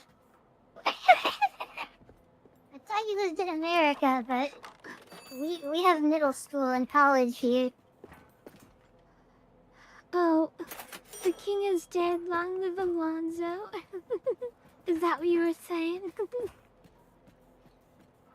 Oh, probably. I Oh, did know yeah, okay. that Alonzo was... I did know that Leo was Canadian. I have an aunt that's not Canadian, but she talks like she's Canadian, and no one knows why. And I'm too scared to ask.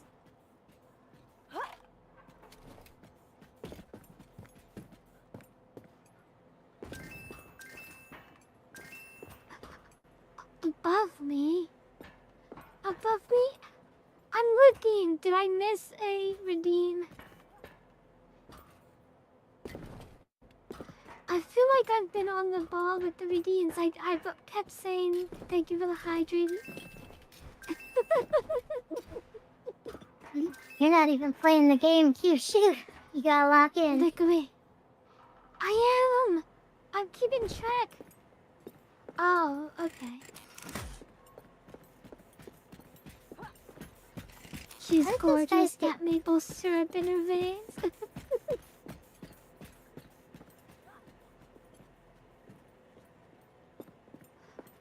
How did those other guys stack their walls? Did your autocorrect take got and give you gorgeous? That's amazing. Yeah, it's crazy. Like, you got the G-O, and it's like, yep, you mean gorgeous, lock in. I remember some comedian did a bit where, like, autocorrect would, like, or autocomplete would, like, get him in trouble with his wife, and he's like, can I get at least 3 letters before you conclude that I'm searching for porn?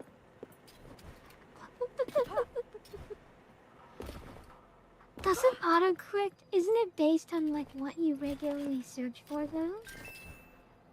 Well, autocomplete back then, yes. What? I shouldn't have said back then, but yes, it is based on what you type. So it was auto-completing things he had typed before and hid from his wife. Like different types of porn he was looking up. So he's like, oh, come on, like, I typed the letter P and you, like, auto-fill to porn? Oh, no. Shame on you. Middle school and junior high are the same thing, interchangeable. At least, in my experience. I don't really know why we have that system, but...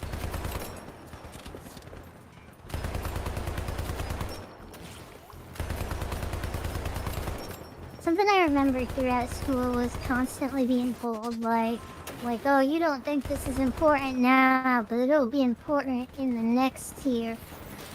Like, elementary school, oh, they won't put up with this in middle school. And then in middle school, they're like, oh, they won't put up with this in high school. And then in high school, they're like, they won't put up with this in college. And then in college, they won't put up with this at your job. And then I got a job where I got to play video games and watch anime all night. Right?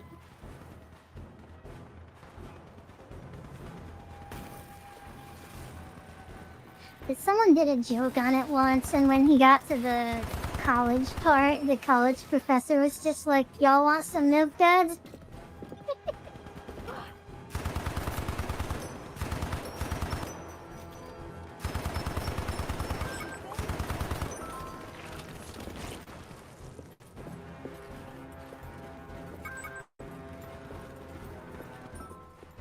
Yeah, I don't know, Alonzo. I heard both of them, like, and just thought they were the same thing. I think whether you call it middle school or junior high also depends on what the name of your school is. Like, some schools would have middle school in the name. Boy.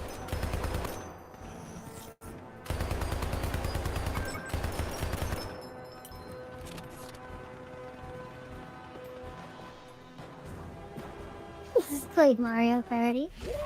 Yeah, I did a lot of playing games in college classes too, but like, I also kind of regretted it because it's like, I'm paying for these classes. These are $300 a pop.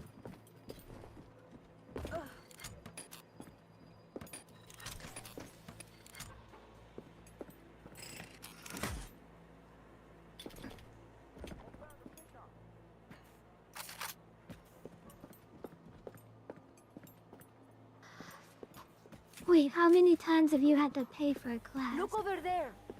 Every single time. They're not free here. Are they free there? Wait, it is... Talking about Wait. college, to be clear. Not high school, Oh, junior college. high, or elementary. Okay. No, Yeah. no, I gotcha.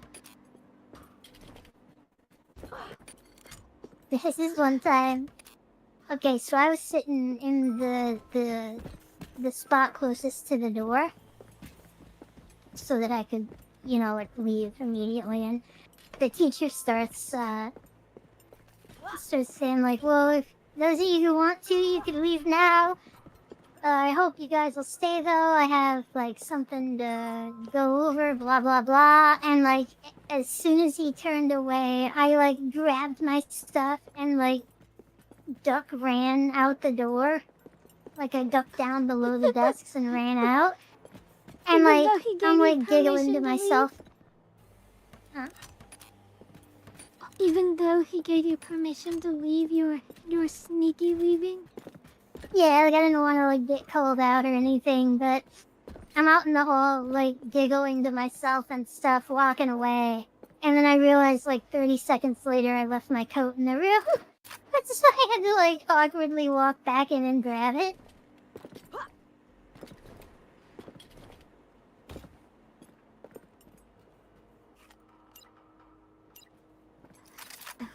Oh no, that would be really embarrassing. Yeah. Yeah, because you caught up on One Piece. I actually never took the advanced math classes like trig and what's that other one? Calculus. I feel like had I not made an odd decision very early on. Oh, it's the little green army boys. Those are cute. Yeah. Get blown up. This is cute. I like this. I feel like most people's experience with these things is finding creative ways to destroy them. These army men aren't dangerous in numbers. For real. Ooh, a cold Oh, look at that! man. Cute! Is there an airplane? This is fun. Careful, there, Daddy's on the shuttle.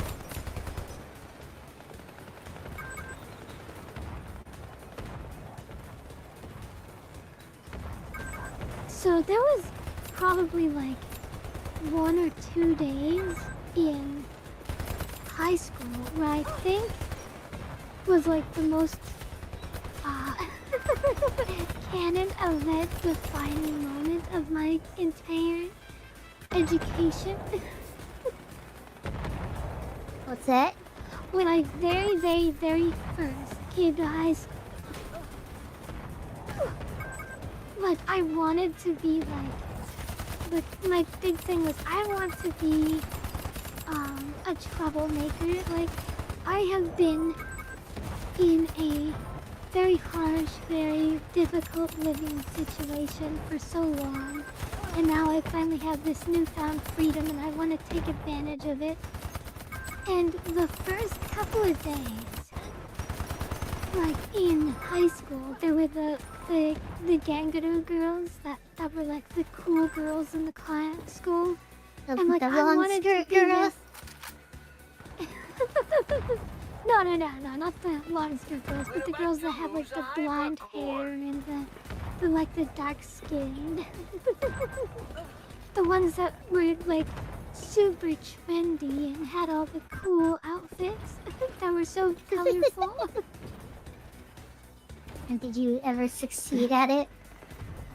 So I was becoming friends with them for like the first 2 days of high school. Like I was fitting in perfectly well. Like we were chatting, we got along. Like for me, social situations are really easy. Like it wasn't hard for me to This wave is about to end. like To become get into friends their with these social girls. Exactly.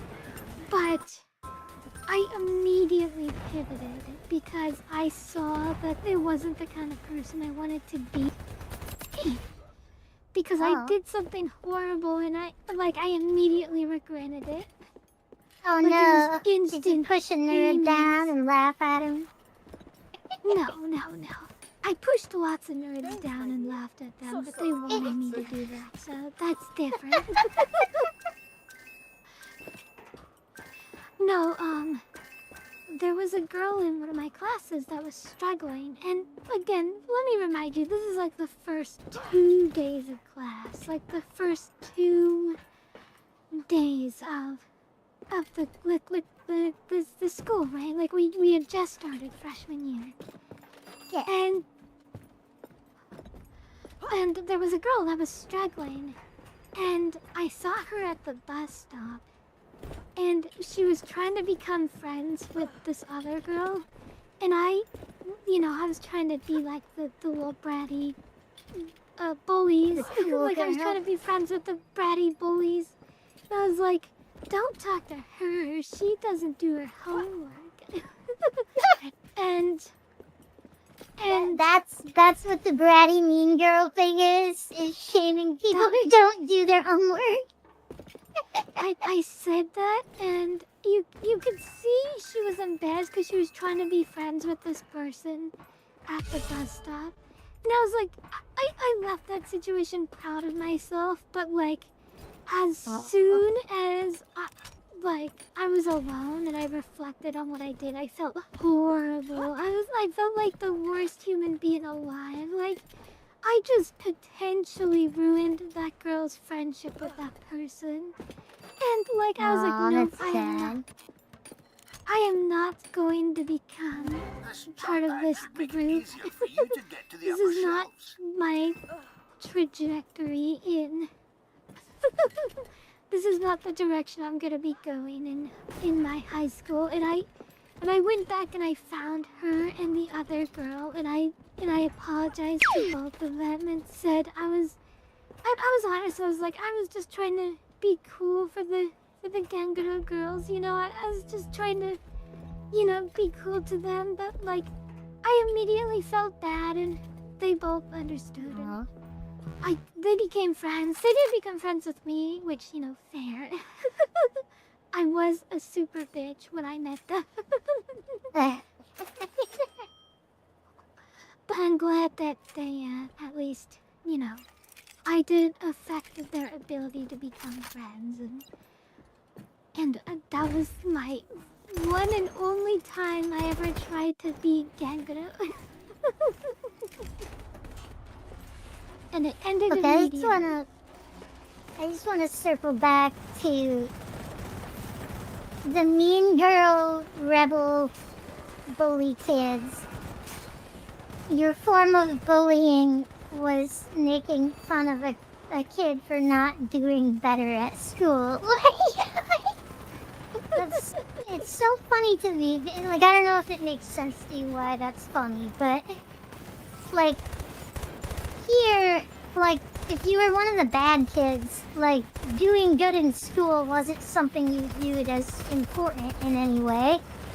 Like, you would get made fun of for being good at school. Like, oh, look at Poindexter here with all his A+. Okay, these guys are scary. Oh no! So it's funny to me that even as the bully, you were like bullying them for not adhering to the social norm, which you were yourself not adhering to the social norm. Yeah, I mean, listen, I was dumb back then, okay? I get. I think a lot of people have had that experience though, where like they see like the mean kids, and it's like, oh, they're cool, they're popular, like they have good social standing, so you like try to emulate them. Yeah, I tried to emulate them one time and never again. Never again.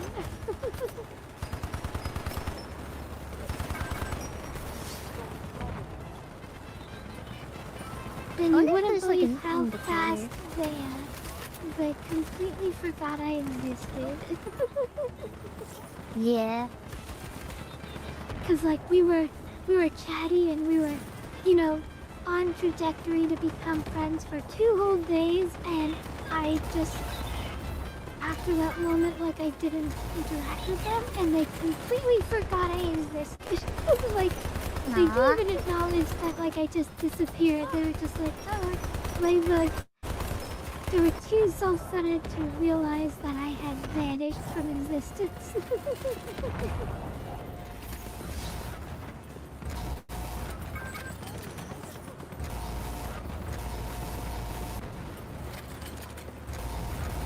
Oh my gosh, this whole game is giving me anxiety.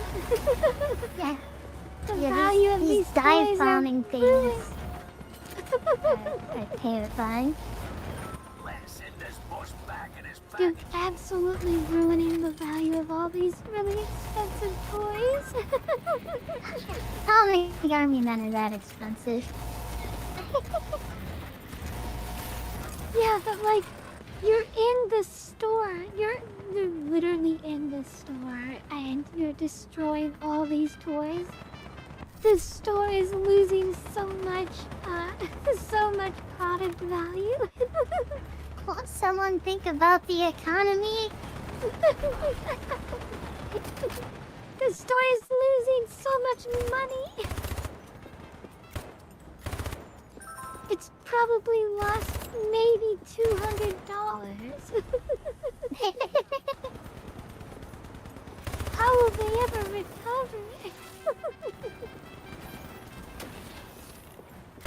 You know, the store that makes probably like 100,000 a day, but like, oh no, we destroyed $200 worth of product.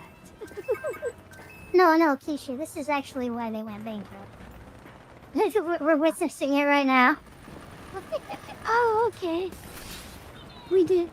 People never saw the like toy wars that happened in the halls. Right? Oh, Power Rangers. I want to see some fucking Bionicle capsules.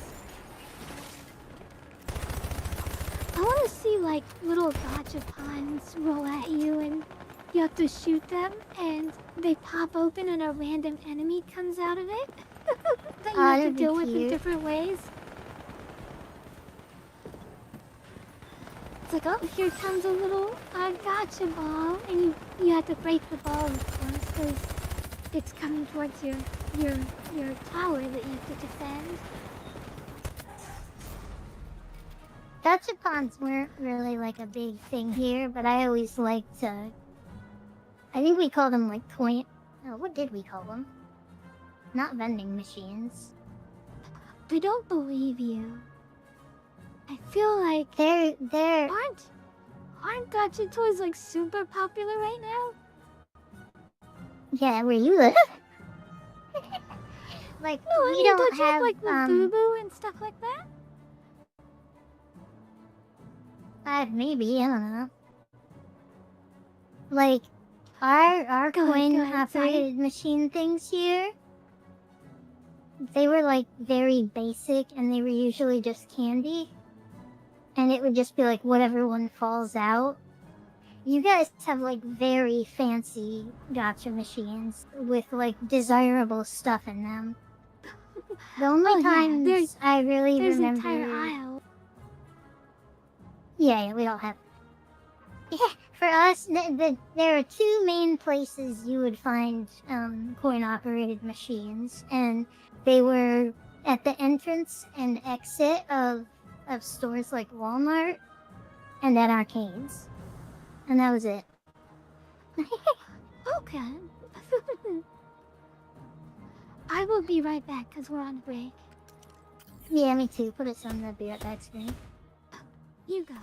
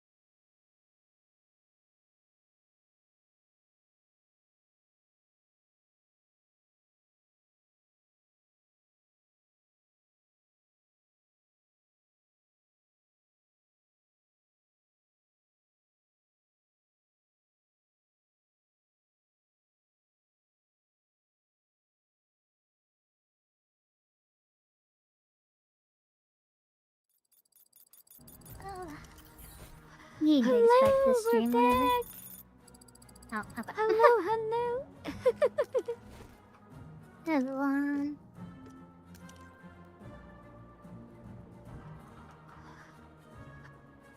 We were talking about the days where I was a bully in school. Where I was a menace that terrorized the school and everyone was afraid of me.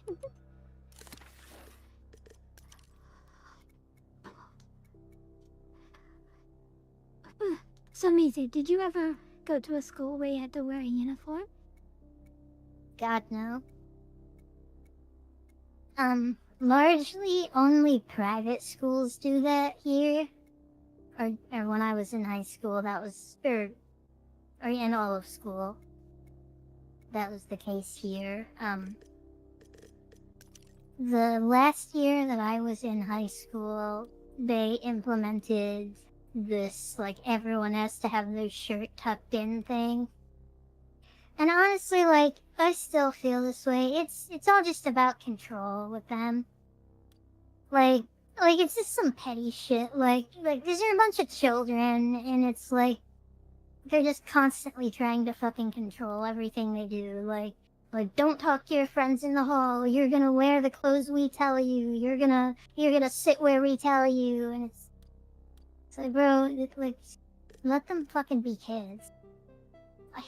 Like, they hated the idea of us being anything but fucking mindless drones.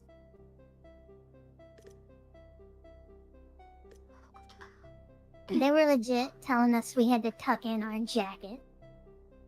Like, I have Tuck in this your jacket? What? Yeah, like, like a zip-up jacket, and they're like, no, you gotta tuck that in, too. And it's like, dude, like, go fuck yourself. I have many But strong what if- feelings about the school system here. That is so odd.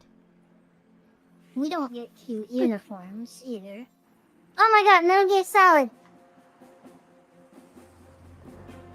Metal Gear Listen Solid? up, soldiers. There's an infestation Yeah, look. Oh, in the local yeah, arcade. it is Metal Gear You Solid. guys have to hold it off until backup arrives. Okay, how many are there? And how do we know when they're coming? Amazing. Just a few. It'll be mostly spinners. You'll hear a strange buzzing. If the buzzing I'm starting to think intensifies, that, you'll know they're close. Max ammo is Oh, that's very secretly comforting to hear. max damage. Oh, what do you think that? Uh-oh. Do you hear that? Because they're literally the same person in the opening trailer. Just The a only few, difference eh? is one melted. Yeah, they like looked basically identical. Maybe he's sending our poor soldiers to their doom. Do what you can. Shishi, Keep do you the wanna, enemies like, move your contained to model? the table. Move my model? You were like half behind me. Okay. Yeah, I was just trying to not take up too much of the screen real estate. With my big, cumbersome hat that I love.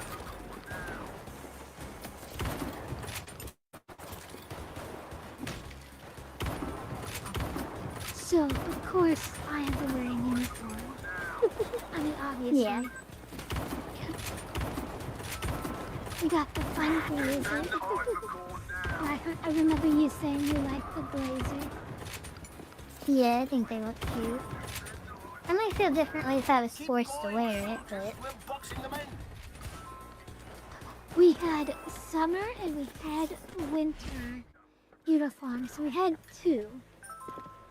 And Gregor.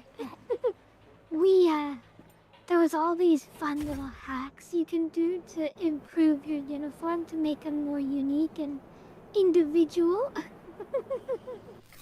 It was always fun to learn about the new hacks and to spread them around to others. You know, before the teacher finds out you're trying to express individuality, and then they're like, no more tucking one side of your coat in, no more popping the collar. Exactly. I feel like in where you live, they value individuality more. And that's why they don't do uniforms and stuff. Well, the children value their individuality. The adults all really wanted to beat it out of us. Like, school age is such an important, like, time of your life to be, like figuring yourself out and expressing yourself. And, like, accessorizing was one of the ways to do that. And it's like, school served an important role in developing your social life and learning to be around other people. And the school would, like, try and make it like, no, this is just about education. You know, like, don't talk to your friends in the hallway. You can't sit with your friends at lunch. And it's just, the whole thing was so stupid. It's like the people teaching it didn't understand the function of school or the importance of being able to express your individuality. And they would always use justifications like, look how easy it is to sneak a gun in when you don't tuck your shirt in. And like, oh, we're gonna protect the poor kids from being bullied. Because now everyone's the same. You know, except the poor kids' clothes smell worse and they're not washed as frequently and they're still visibly poorer than everyone else. So it, you know, doesn't solve the problem that they're justifying taking away freedoms to solve. I understand. I fucking hate our school system. Oh no! I mean, Look how I throw the battery. Like it's a you spear. throw it like a pool ball? Yeah, like a spear. Yeah, yeah.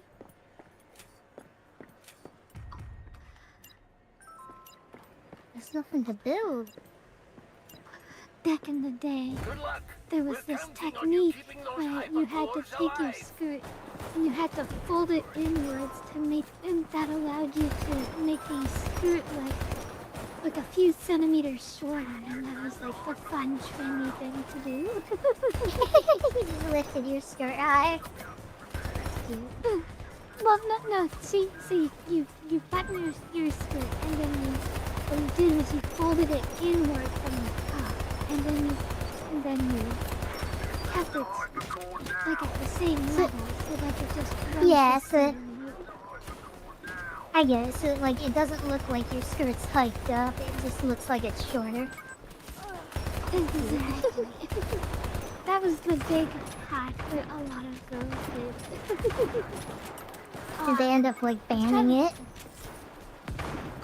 No, nobody cared, because at a glance it was hard to tell like when Oh, girls were yeah. doing that. Teachers probably don't want to be accused of staring at girls' legs. I mean, everyone stared at girls' legs. Like, that's the whole point of showing off your legs. Like, Me and my friends were single-handedly responsible for getting proxy websites banned in our school. you were like the catalyst that got those banned. Yeah, because a proxy is, it's kind of like a VPN in a web browser. And like, so you go to this website and you type in where you want to go, and it won't trip the school's like security systems for like, oh, you can't go here because it's porn, you can't go here because it's video games. And so you would just go through a proxy and then you could do whatever you wanted. Oh my gosh, you just awoke a core memory that I forgot about. Oh my gosh, that was insane. Oh yeah? So... Anyway, keep going. I'll tell you my core memory after. That was just it. reminded me. Me and my friends knew about proxies, so we told everyone about them, and then the school caught on and banned it. Or added proxy avoidance to their firewalls. Oh my goodness. So, in my high school, there was actually a huge crime that was a huge internet crime that was committed, and like it was a huge deal. Like the entire school was closed down after it was discovered what was happening. It was insane. Whoa. Okay, you gotta not. There's no way you're getting out of this without telling me what it was now. Like I gotta know. So we had a lot of computers at our high school, and they all had access to the internet because like there was like a lot of art classes that used the schools and stuff, and the school had a motherboard. Like somewhere in the school there was this big tower that kind of controlled like the internet for all the computers in the school. I don't really know how it works. Yes, literally the mainframe. I don't know how it works. I just know it existed. Yeah, it's like the kids just talk about it in hushed whispers. Somewhere in this school exists the mainframe. We just need to get in and buy me 20 minutes. And I'll unban YouTube and cool math games for everyone. Oh my gosh. So, there was a period of time where the internet was acting up and people didn't understand why. Like, they were like, they even went over the intercom once and they were like, we apologize for the inconvenience, the internet is down. We are currently working to address this issue. Turned out that Did you somebody hear about one of Max Hammer's guys? had dressed up as a student and came out of onto the here. campus. Kind of alien And activity. they had brought with them a little flash drive. And there was a computer that they knew about. And I'm assuming it's because they used to be a student. Like, they weren't a student anymore. But they used to be a student. And they knew about a computer that existed in the school that was kind of abandoned. Oh my god, it sounds like a heist movie.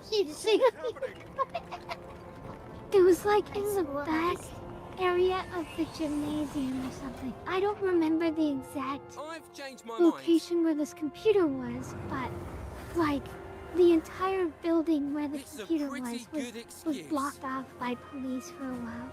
But anyway, the person had dressed as a student, came on campus, got onto the forgotten computer that was connected to the mainframe, plugged in his hard drive, and was like distributing like illegal like products through the school, and like so that if anyone tried to track like where this illegal stuff was happening, it would lead back to the school.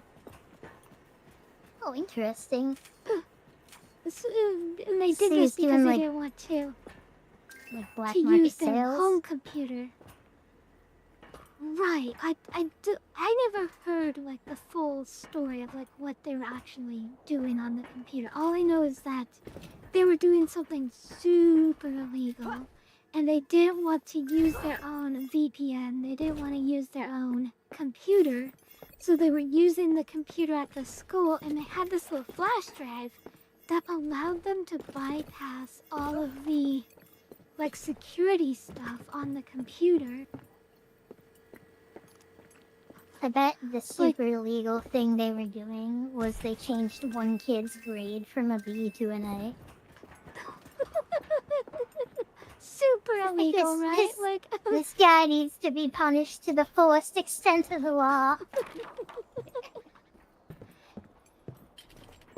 Oh my goodness. It'd be kind of hilarious if that was the illegal thing.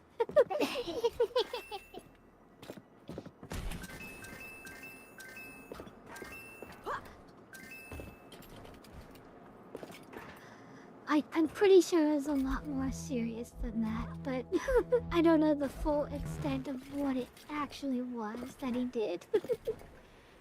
I guess, like, the thing that confuses me is, like, and I know you just wouldn't have enough info to really answer this, but it's like, how does trespassing and using a school's computer help him sell illegal things? Like, the only thing I can think of is that, like, it was an intranet thing, like a website you could only access through the school, and like they were selling drugs to kids or something, but I don't know, that just, like, that seems so unnecessary to do it that way.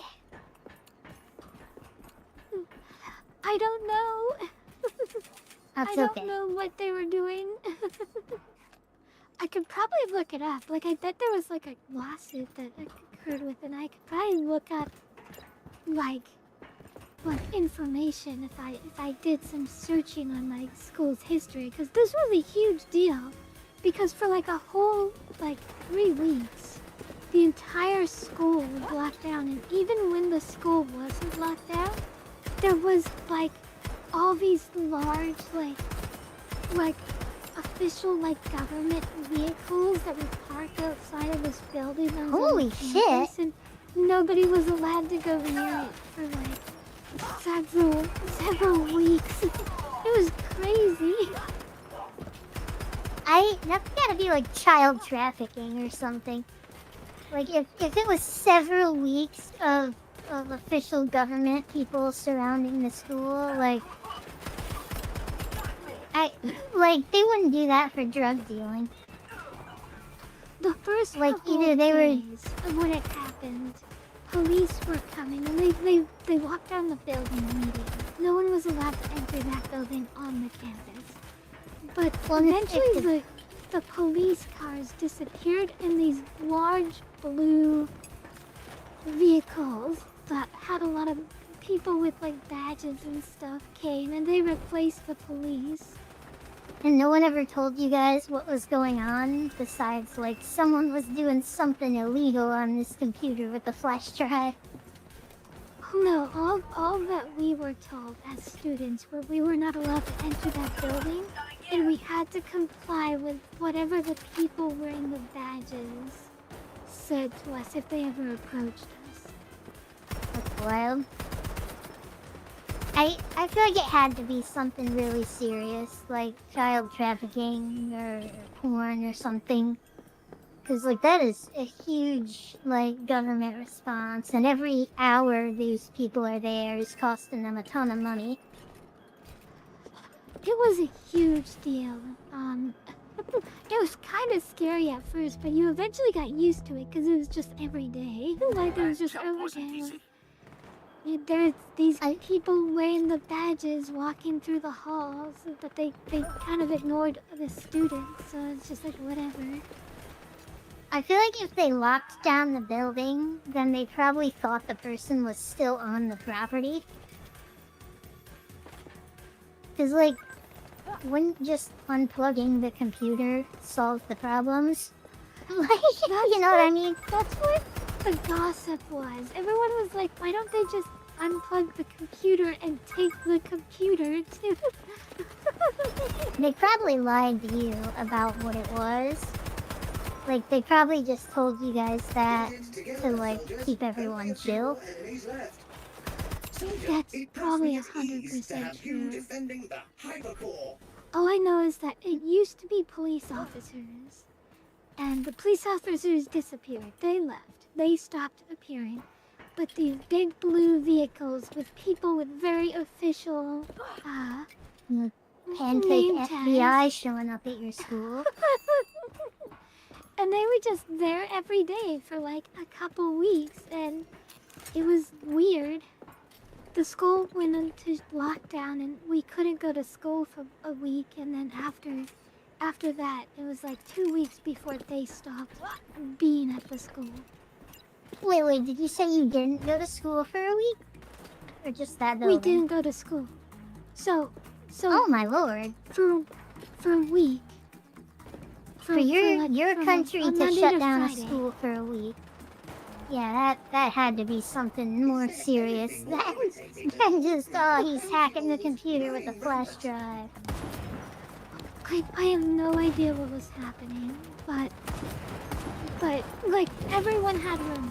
Everyone in the school had their own theory as to what was going on, and you heard them all the time. Yeah. A lot of people were like, it's probably not nearly as serious as you think it is, and other people were like, no, this person They is locked involved down. with like. They locked down an entire school for an entire week. With how important school is in your culture, like, it had to be something serious. Like, in America, we wouldn't shut down a school for a week over that, and we're way more lenient about shutting schools down.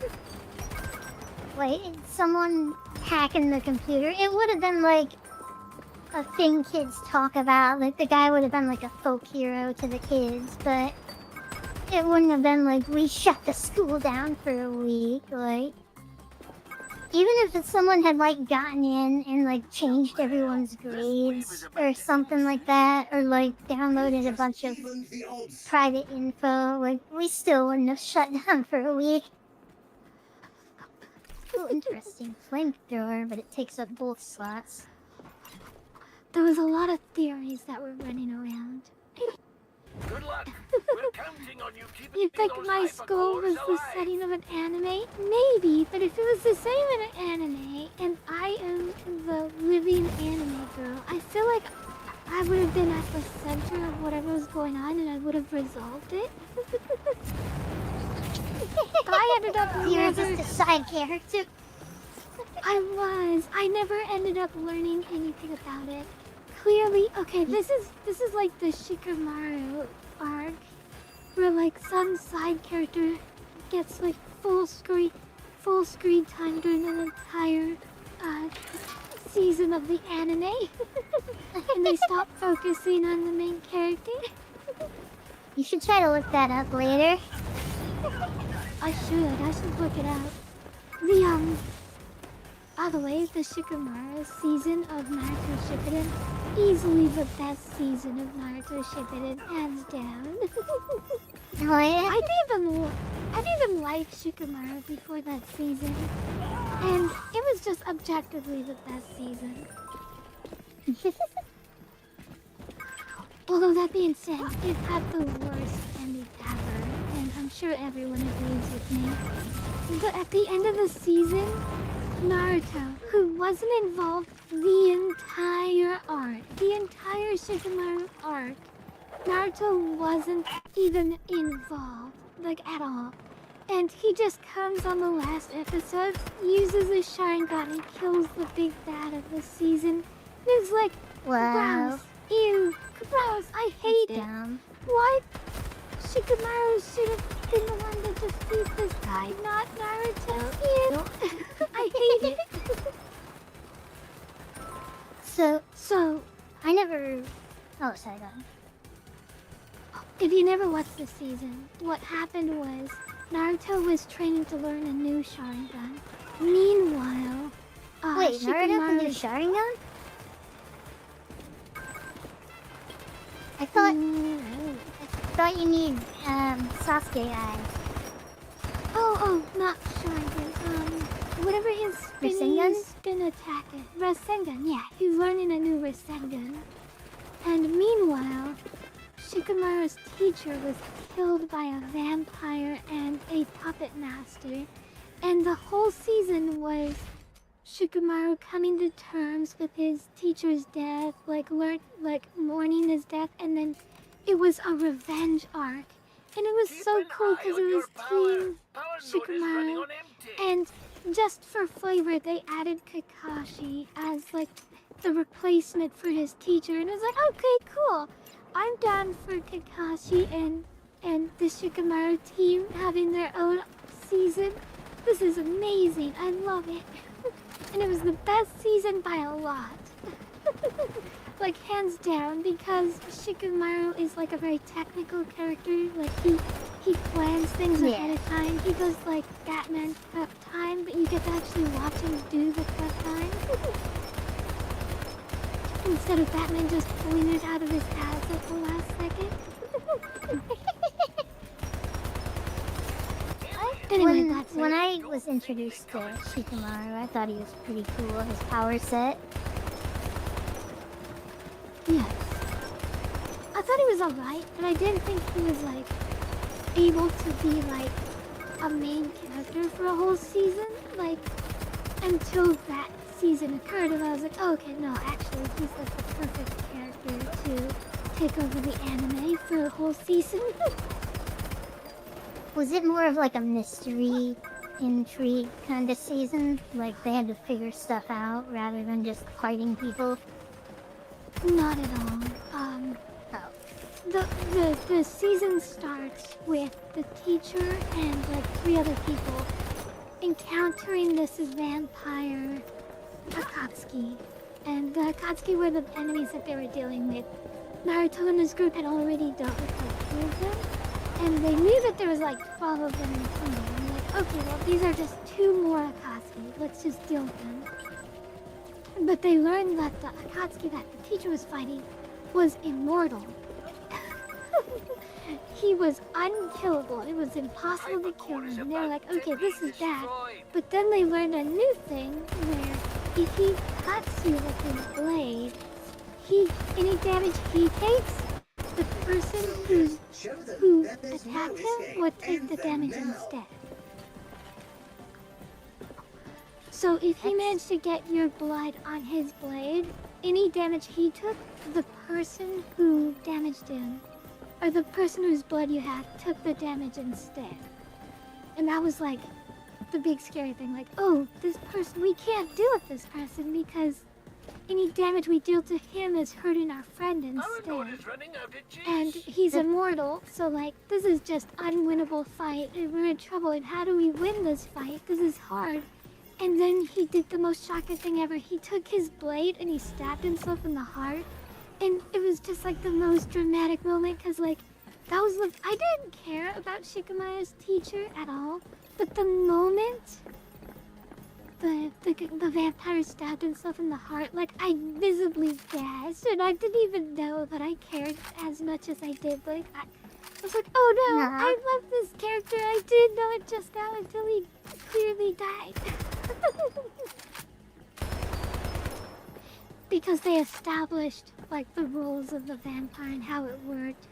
So when he stabbed himself in the heart, it was, like, so dramatic. Like all the music stopped, and, like, you could see, like, the teacher, his eyes just kind of glaze over. You know, it's like, no! I didn't know I loved this guy until he died. No, teacher could. Whose name I forgot. That starts with an A. I think it's Azusa, or something like that. Azusa, Anyway. the young girl from K-On! Anyway, the whole season was Shikamaru mourning his loss. Like, it starts with him in this mourning phase where he can't do anything because he's too, you know, sad. And he overcomes his sadness, and then it becomes, alright, time to plan. How are we gonna kill this unkillable vampire? And so the whole season becomes planning to kill the unkillable vampire. How do we do it? A, B, C. We gotta get a plan. Get the boys ready. We're going on a heist. And That sounds fun. they find, yeah, like, then Kakashi joins their team and he's like, you guys are gonna need a teacher to pull off this mission because you can't do a mission like this without a teacher. And Shikamaru's like, bitch, I'm gonna do it anyway. I'm not listening to you. I'm gonna go do my mission. And then Kakashi's like, I like that. I'm gonna help you. I'm gonna be your teacher for this mission. And so they go out on the mission and they kill the vampire. But then, now they killed the vampire. Good job. Now they have to deal with the puppet, who is the main villain of the arc. Like, this was established at the beginning. Like, from the very beginning, the vampire was subordinate to the puppet guy. So this wasn't like out of nowhere, like, surprise, there's a bigger bad behind the vampire. And Team Shikamaru is losing. And during this entire time, during the entire season, Naruto is just off learning this new Rasengan. And he appears out of nowhere. Nobody told him where the fight against the vampire would be, but he just somehow knew. And he just appears, shows up and he's, yeah, he throws his brand new shiny Rasengan, and it one-shots the baddie, and the season ends. And I was just like, that is the most... That's really bad that writing. ending, yeah, I hated the ending so much. Like, he had nothing to do with the situation. They have a whole season of trying to catch and take this guy down, and then Naruto just shows up at the end and solos him. It's like, Yes. "Oh, thanks for solving everyone's problems, Naruto." Right, like, obviously they did it to show off how powerful his brand new Rasengan is, but You know, still. yeah, now he can do 2 of them, or he can spin it backwards or some shit, like... It was awful and I hated it. I was like, no! This is the most unsatisfied ending you could possibly come up with. Honestly, I never liked Naruto has- Naruto as a character. And insane. I love the side characters way more, but like I get it, he's the main character. But he gets to show off and be the amazing main character every season. Let Shikamaru have his one season. Well, it's like you have this whole season of build-up where this team of people is doing a revenge thing, and then, like, Naruto just shows up and steals it out from under him. Like, 100%. I'm not a good film critic, but a good film critic would tear that apart.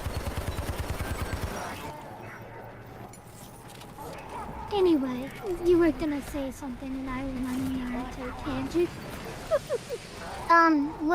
When the three sand people were introduced, I remember thinking they had like really neat combo of powers, like the puppet guy and then the blonde girl with the giant fan or whatever, and then Gaara had the sand powers. Like it was an interesting addition to the mix of powers that were in the show up until that point. Yeah, the sand group was really cool, I agree. Gaara was like such a piece of shit though. Like I really hated that he like stopped being an antagonist later on. Like I know that the canon thing was like, oh, a demon was possessing him or whatever, but like, bro was fucking Frieza. I mean, wasn't he one of the animal people? Didn't he have like a animal inside him? Yeah, he had like some demon thing in him. One of the tailed beasts.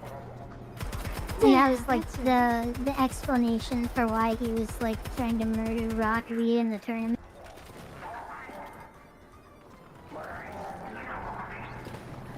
Honestly, Might Guy was not much better than what Gaara was doing, because he let Rock Lee do the thing that like would potentially kill him. It's just like your kid's in a talent show and he like looks to you for approval and you like give him the nod and then he does like some insane stunt that can break his neck. Don't cross the streams, Ghostbusters. Uh-oh, we're fighting Gaara. Time to cross the streams. The thing that we established would vaporize us on a molecular level. No time to do it to climax. I mean, to be fair, if you add something like that, that's called, what is it? Chekhov's gun? If you introduce something, you have... Yeah, you have to pay it off later, right? It's like...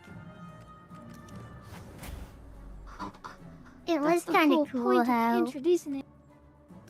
When Rock Lee showed up the first time, he just fucking bodied Sasuke. Did I ever tell you how Neji became my favorite character in Naruto? What? How dare you? How dare you? He was so mean to Hinata. He was a monster. Was so mean. Yes. I'm glad Naruto whooped his ass. Someone had to. Yeah. Not gonna lie, I agree. He deserved it really bad. Poor Hinata. Yeah. No, when Naruto punched or did the uppercut against Neji, like, that was very cathartic. Like, he deserved it. But no, Neji was my favorite character in Naruto. Did I ever tell you how he became my favorite character? I don't believe so. Okay.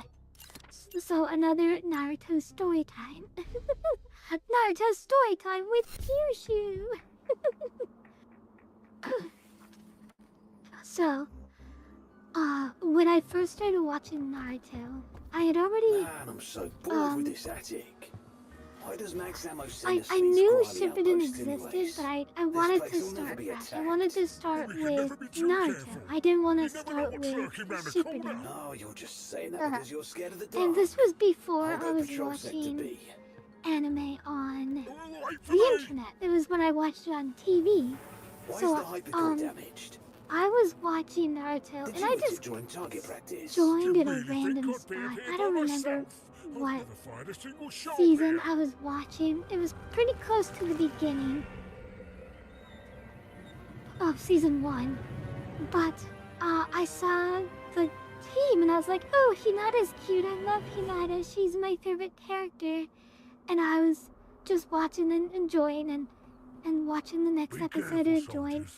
And something happened and I missed like several episodes, like weeks and weeks of episodes. And I picked it up again. And it was like, okay, well, here's all the people. Oh, yeah, there's Naito, recognize him. There's Sakura, recognize her. And I was like, wait.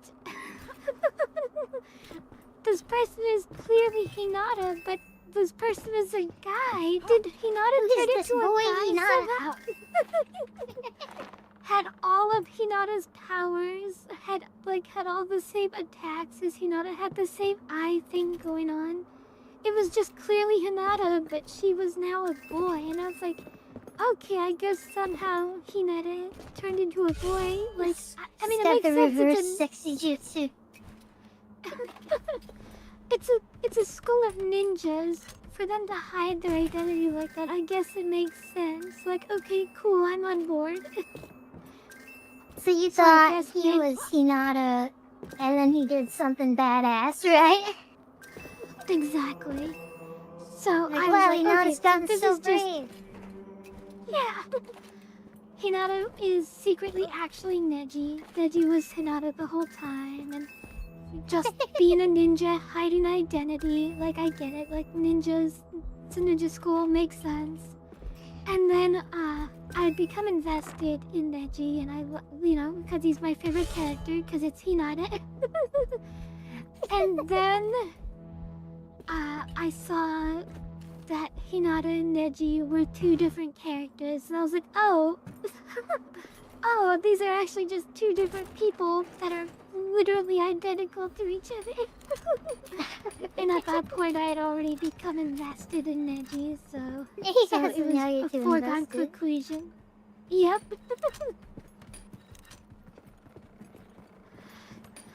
Neji stole my Hinata He's love never seen it. under her nose. Further bullying. Alonzo says he's never seen Naruto. You know what? That's not a bad thing. Naruto's not exactly the greatest anime ever. Yeah. I mean, it is. It is objectively the best anime, but, like, I get it. Do you actually like Naruto? No, it's just objectively the most popular anime. That's just a fact. No. The most popular anime is Naruto, and the most popular manga is One Piece. Is that like just in the current era? Because I feel like Dragon Ball Z had to have eclipsed it with how big it is, like in Mexico and stuff. Oh yeah, a couple times, I'm sure.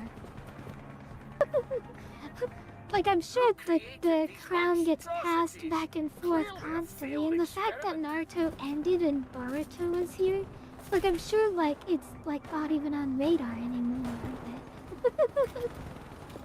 It was Naruto, then Shippuden, and then Boruto, like...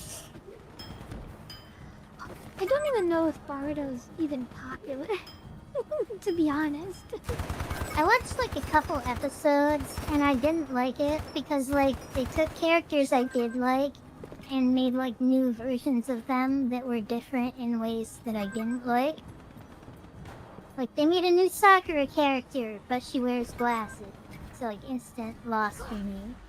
And then they had like an actual male Hinata and I don't remember the others. Like there's like a kid Shikamaru or something. And it's like you guys are just trying to sell the same thing to us the second time.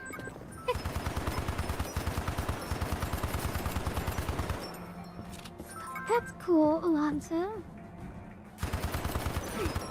Captain Tsubasa, that's a Sakura anime, isn't it? I was mostly talking about, worldwide. Like the global, like, overall popularity. Yeah. But yes, it would not surprise me if Naruto and Dragon Ball, like, passed the torch watch constantly, especially when they both were airing at the same time. Like during the what do you call it? The Super Universe arc, I'm sure nothing could top Dragon Ball during that time. Like, when they were doing the Universe arc before Super came out, like Super was not Dragon Ball's like best period. I don't think in popularity. I might be wrong, but I'm talking like back in when it was just Dragon Ball Z. High on your power. Power node is running on empty. You're almost certainly right. I'm pretty sure Dragon Ball Z was the most popular Dragon Ball has ever been. Did you hear they banned Dragon Ball, the original Dragon Ball, in some states in America? I was shocked. What? Why? I guess because there's scenes where Bulma has her panties out and it's a child, quote unquote. Oh, yeah, because she's like 17 or something. Yeah. I don't know the exact reason. All I know is like in certain states in America, they literally banned Dragon Ball, and I was like, that's so backwards to me. Yeah, like they have no problem displaying naked boys in cartoons, but they see a girl who's drawn as an adult in an anime. Whoa, buddy, that's pedophilia.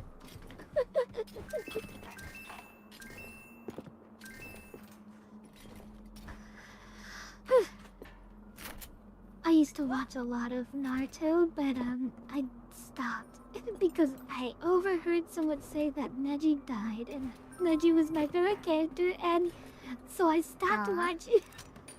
I didn't even get to the part where it happened. I just stopped watching entirely. The only reason I really watched Naruto was more of like an availability thing. Like anime wasn't widespread here, and like you kind of just had to watch what was on TV. Like most kids didn't have computers, and even if you did, it wasn't like that easy to find anime online.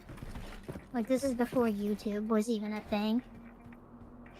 I don't know. It is like if YouTube wasn't online. What?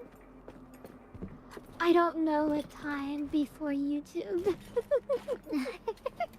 First time I got on YouTube, I was in junior high, I think, or maybe high school, and my earliest memory was of YouTube was telling my little brother when he walked in, he was like, "What are you doing?" I was like, "Watching Naruto episodes 33 through 120 or something like that," because they were all fucking on YouTube. Amazing. But yeah, if an anime wasn't on Adult Swim or Toonami, which was like the midday anime block on Cartoon Network, then like most kids who didn't really know about it, or even have the option to watch other stuff.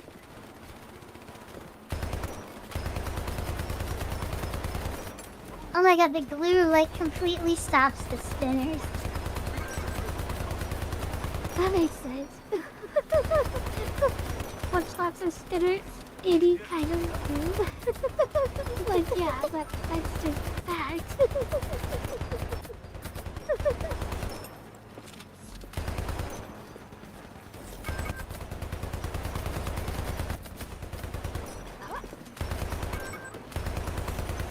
This game is making me want to collect Beyblades.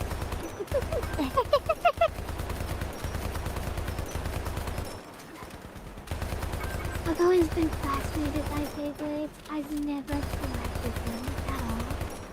I'm just a tourist, a passing enthusiast who likes the idea of them. There's so many things like Beyblade that I like wanted to get into, but living in where I lived in America and like not having a huge number of friends. Like I had a decent amount of friends, but like it wasn't like you could just go to the game shop and play Beyblades or anything like that. And like the average kid here didn't really care about stuff like that. Like we had these beat 'em on things. I don't know if you're familiar with them. They're like little chibi robots that shoot a marble out of their chest.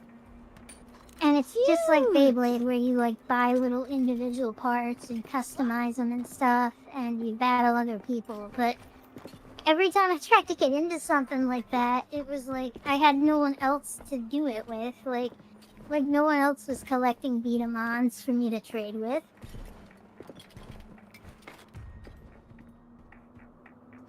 Oh hey, Max Ammo has his own video game. Max Ammo has his own video game? Huh? So it seems. Good for him, It's on the TV. I don't have my own video game. How? How is this? No one ever made a video game of Kyushu.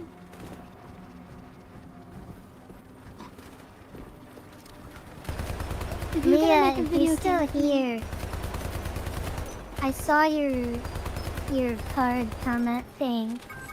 I'll make it, but you gotta send me a picture that you want me to use for it. If you want to. Oh, are these actual zombies? Is there a popular zombie toy? Probably. They just like didn't really look like toys. Oh yeah, they did. If they're gonna make a toy of them, it has to be a toy that's immediately recognizable. That's cool. They can't just make a zombie toy and have me accept it. That's completely immersion breaking. I think they tried to make every toy at least like resemble an archetype of toy that existed in the past. Even if it's not like a specific, you know, like this is G.I. Joe. But they have been doing that, right? Because... Oh yeah, they have been doing specific ones. But I think they're willing to do ones that only are an archetype rather than a specific toy. Like Okay, those well UFOs, those probably aren't a specific toys. That's true. You're right that the UFOs I don't have a real world correlation to. I don't know. The zombies are not doing it for me. I feel cheated with the zombies. Everything else I was fine with, but suddenly just a zombie toy. It feels unearned. You didn't earn zombie toy. Stick to your My Little Pony and your little army green guys. Little army green guys. Honestly, I would believe that this kid has a bunch of My Little Ponies over having generic zombie toy. Yeah, fair. Just a closet. Just a closet, a Brody that hides it from his parents.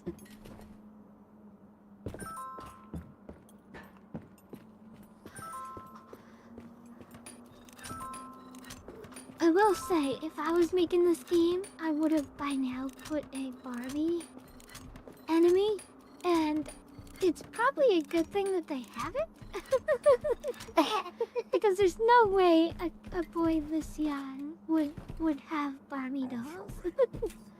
That would just be immersion, maximum immersion breaking.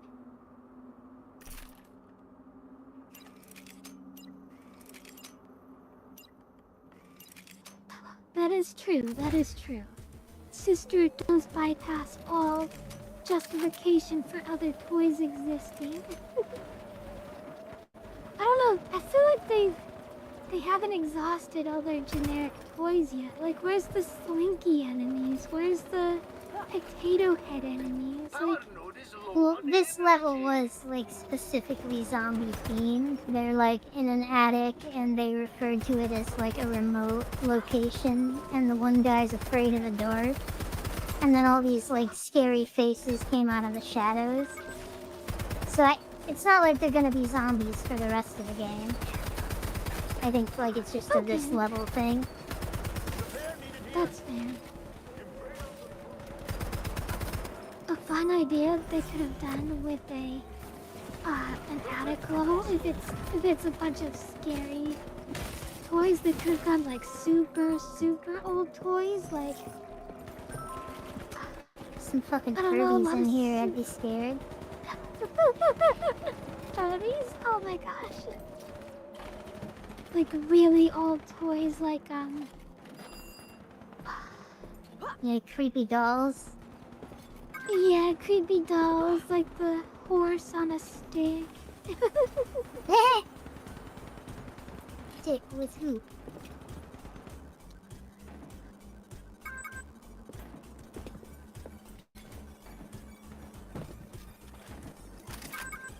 Oh, I got a flashlight. I'm realizing I don't know very many old toys. I'm sure there's a lot of in the them. body of water.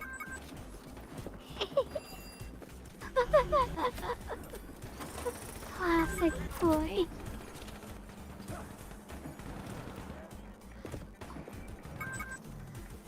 You have to get like flat rocks, right?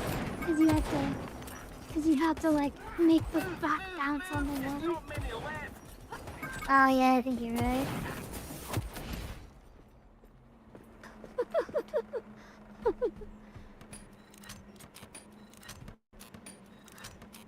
Rowan complaining. This game hits its mark super well.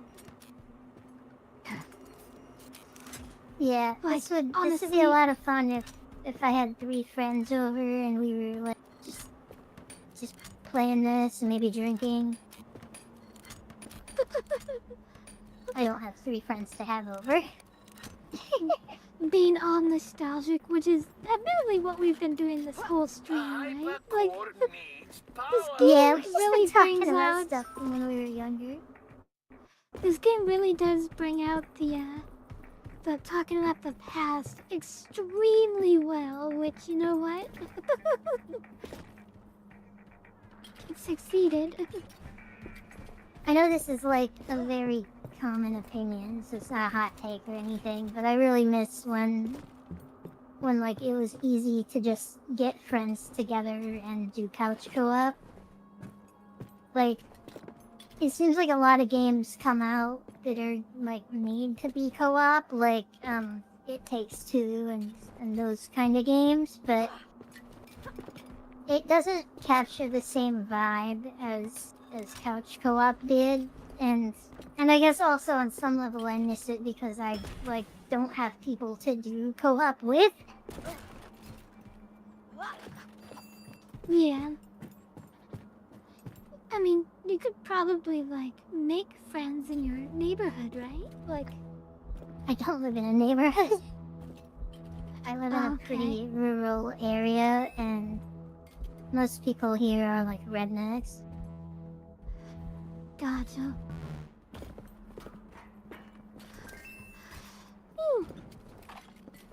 Honestly, even when I was in California, though, like, I was out there 7 years, and I didn't make one friend. I almost made a friend in my first couple weeks out there, but I couldn't fucking find him on Facebook after I went home. Like, oh no! Like, we talked while we were working this job together, and like, you know, like I told him how I just moved out there and stuff, and like, I don't remember how I worded it, but I was like, you know, like, yo, like, you got a Facebook? I'll add you. And like, he did, and he told me his name, but like, it was like two relatively common Spanish names. So like, a lot of people came up, and I couldn't find him specifically. And that was like the closest I got to making a friend while I was out there. And it made me realize that like the thing is like school helped a lot with making friends because it gave you this forced social situation. It's not that like people wouldn't want to be my friend, it's that I'm not in situations where I have the opportunity. Thanks Oh, Ringtail! Hi! Thank you for the raid! Oh no, we just wanted an ad break too! The timing! Ringtail, hello! Ringtail, hello, Ringtail! Oh my gosh, thank you so much for the raid! Thank you, sweetie! Everyone is in an ad now, like seconds after it said he raided. Thank you, Alonzo, for the shout out. Thank you, Thank you, Alonzo. Sandy64. Oh my gosh, this is amazing. Thank you. Be vigilant. Yeah, we appreciate the raid. Chat, is this Riz? Ringtail, I hope you had a wonderful stream.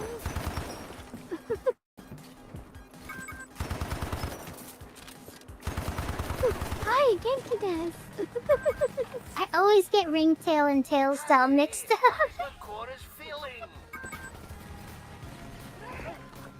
For a second I was like, wait, wasn't he here earlier? He accrued 22 viewers and then came back?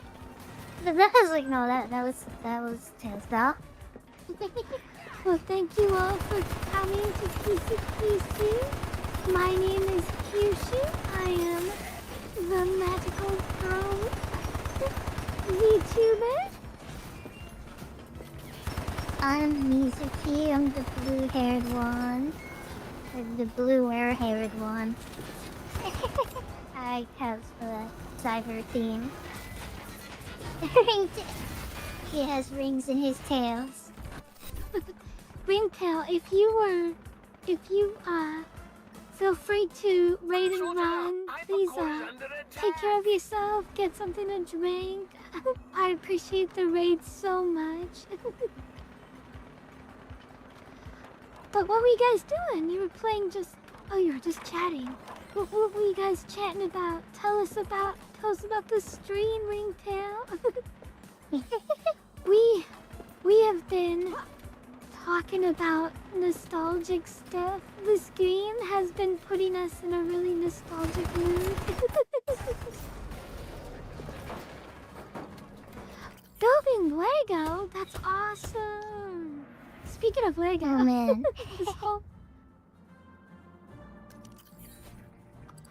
This whole game has been a ton of Legos. That's great. Yeah. Lego walls are like the first building you unlock. This game is so fun. It starts with you in a toy store, and the toy store was so fun to explore. Like it just felt like a real toy store. We were in the puzzle section, and we were looking at all the like cool toys on the wall. It was a lot of fun. And this whole stream, we've been doing nothing but talking about, like, nostalgic stuff. Like, this game has really brought out this nostalgia vibe in both of us. Yeah, I mean, it seems like it was designed to do that, more or less. Like, it's just all nostalgia. And, I mean, even the base premise of the game is like, hey, it's like that game you played on PS1. Oh, absolutely. I can see why this game like died out, but it is like I think it's fun for a while, but once you like get over the nostalgia stuff, like it's really down to if you have friends to play with or not. Absolutely, absolutely.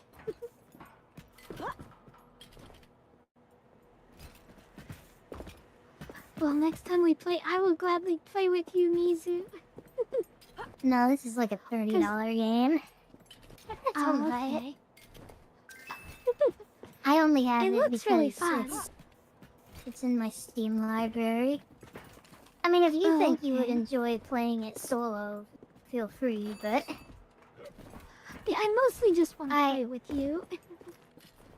Yeah, I wouldn't spend $30 on it for that. Because, like, I've been having fun, but I don't feel like I would have fun for very long if I continued to play it. Yeah, that makes sense.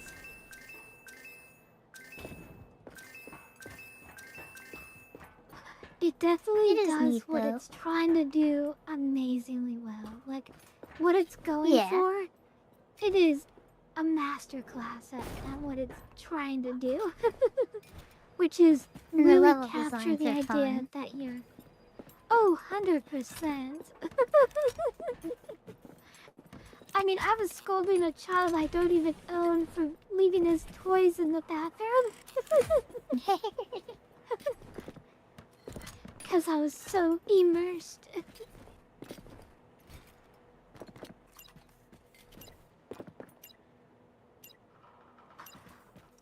Alright, are there gonna be some new enemies in this section? This is a good level to introduce Barbies.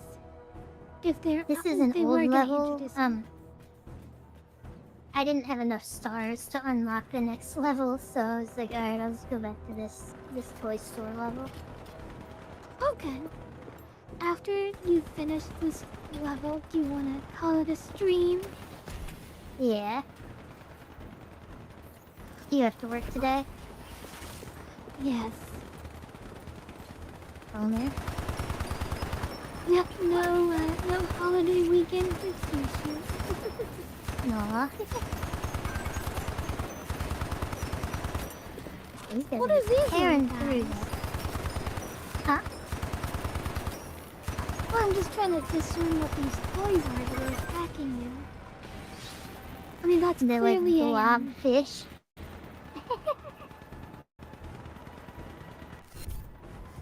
Yes.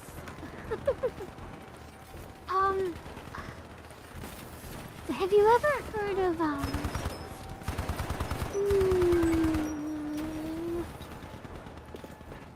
never mind. I know what I'm talking about, but I forgot the name of them, so disregard.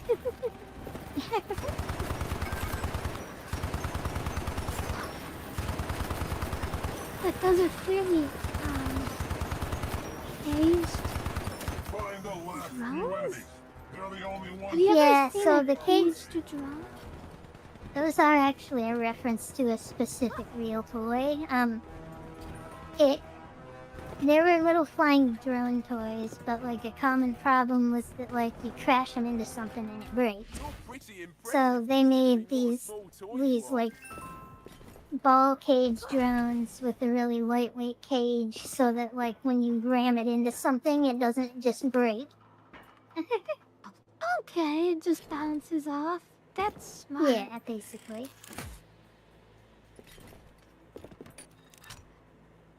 Those drone toys were kind of fun. Like, I never had that specific kind, but I had like a little flying saucer thing. That's cute. Hi, Zarek. Hello. Good to see you. Hey, Zarek. Congrats on the king is monarch. dead. Long live Zarek.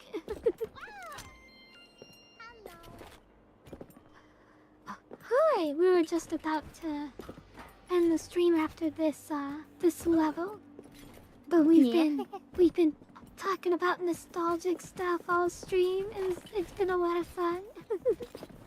This game gets me into history. Me bitching about high school. Same thing. Mizu longs for the days where she bitched about high school.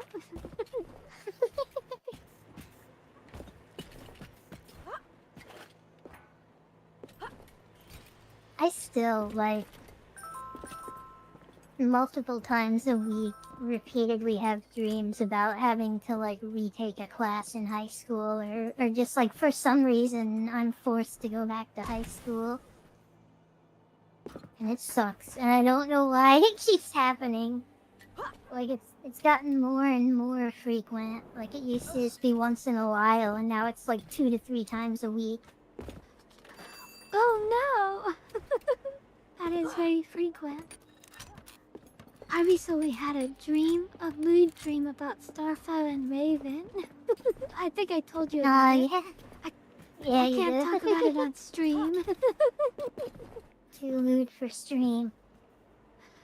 Too lewd for stream, but yes, I had a naughty dream about 2 cosplayers that were cosplaying as Starfire and Raven. Oh yeah, they are nightmares, Sarah. The ones I was talking about. You're not Starfire and Raven, but cosplayers cosplaying as them. Yes. In the dream, they weren't the real Starfire and Raven. They were just 2 girls cosplaying as those characters.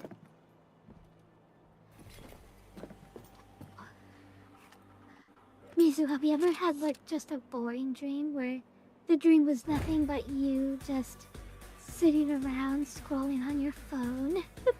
Just being bored? Yeah. Okay. I had this dream once.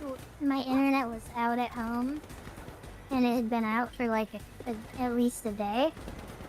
And in the dream, I was like browsing the internet, and then it like occurred to me. I was like, wait a minute, isn't my internet out? And as soon as I said that, the screen of my computer just turned white. Like the entire page just instantly unloaded. No, you're not allowed to have it in your dream. But oh no! I forgot. There was no internet. Quick, get rid of it, get rid of it.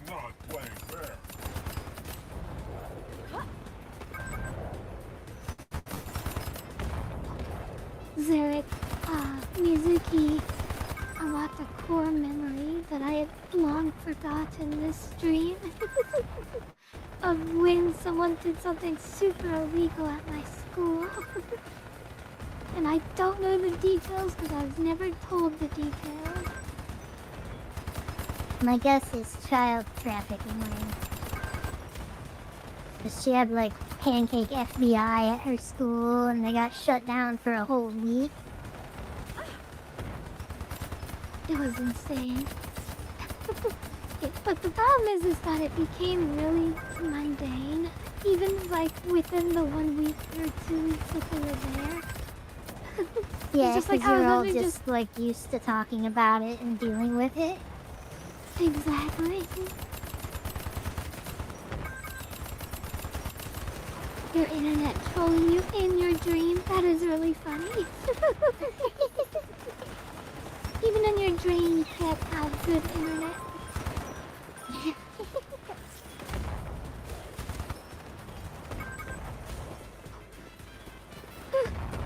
I've had dreams where I would lose my phone, and my whole dream was just me looking for my phone.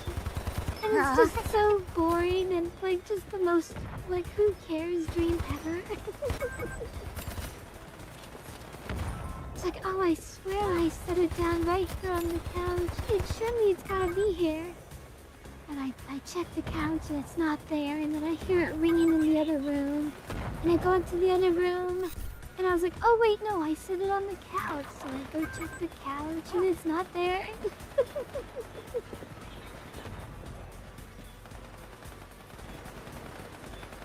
Yeah, that's fun, Zurich. Or stressful, I guess, depending. Soldiers, you're about to become someone. I mean, that even the dream sounds doctor really is fun. kind of just... Let's finish them Even off. the doctor just kind of flies it on vibes, I feel like.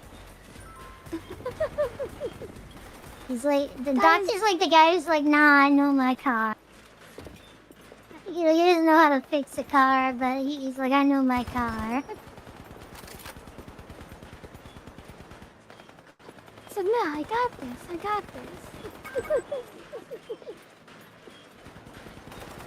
The worst dreams for me are the ones where I have like extremely limited mobility for some reason.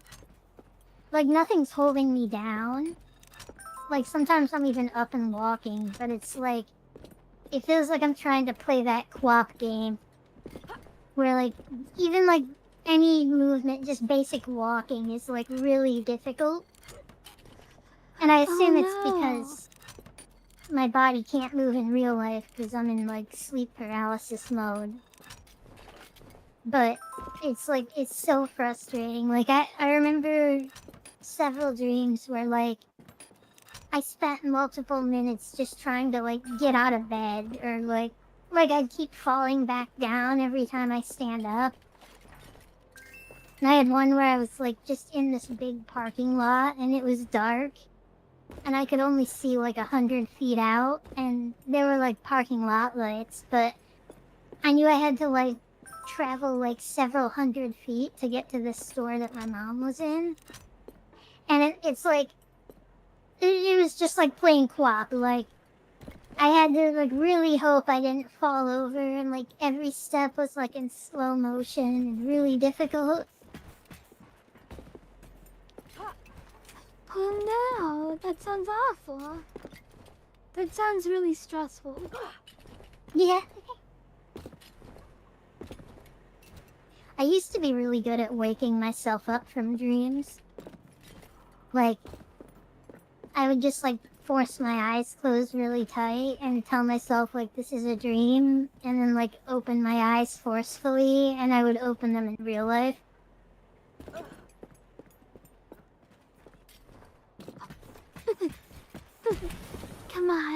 Come on, body. Mimic my movements. Open your eyes.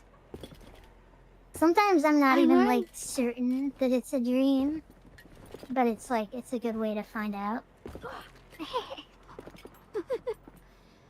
That's funny. You're like, am I dreaming right now? Are these unicorns actually here? Let me check. Did I always have 6 fingers?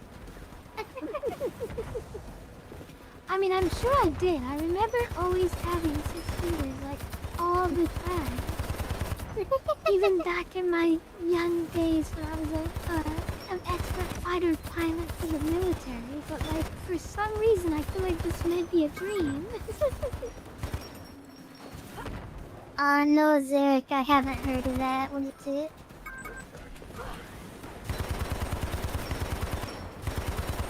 Oh man, that Beyblade knocked me out of the ring.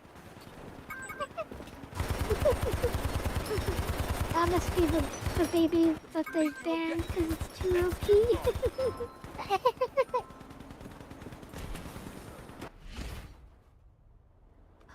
Wave complete.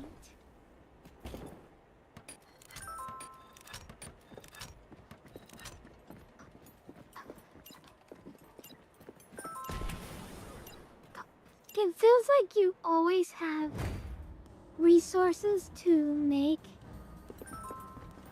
the Legos and stuff, but you always have to like have a waiting period. Like, what dictates if you can set down a Lego or a resource or not? You have to be in between rounds and you have to have enough coins to do it. Okay. But it seems like all you have to do is walk around for a moment and then you get enough coins. Like, do the coins just respawn? I'm not sure. Like, I know there's coins laying around the level, but I'm not sure if they respawn after you grab them. Like, right now I'm not really seeing any coins. And I don't know if it's because I got them all or because I'm blind. Understood. Dad drone. These are like legit some of the deadliest enemies. You say as it bounces off a wall. Oh, it's a new studio with Telltale Game employees. Is it like the same type of game as the Telltale games?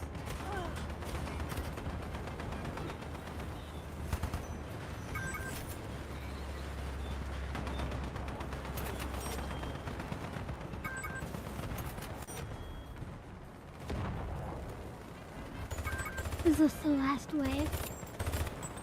I think so, yeah, 'cause he's like a boss. You got this, Mizu.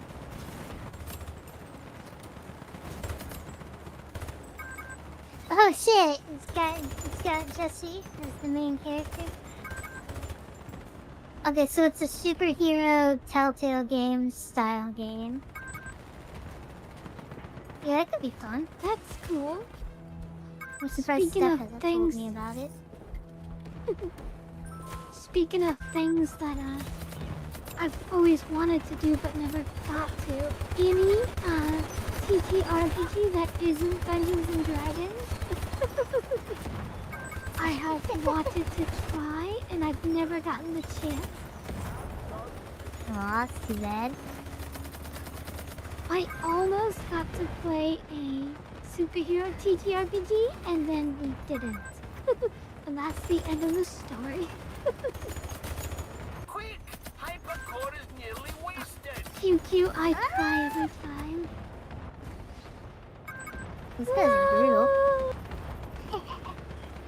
I see you, tiny cage drone.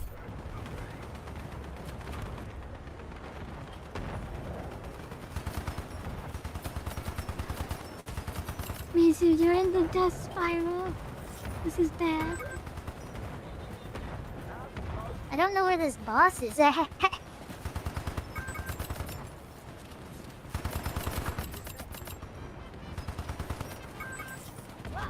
He must be like There's stuck so on a many wall. enemies.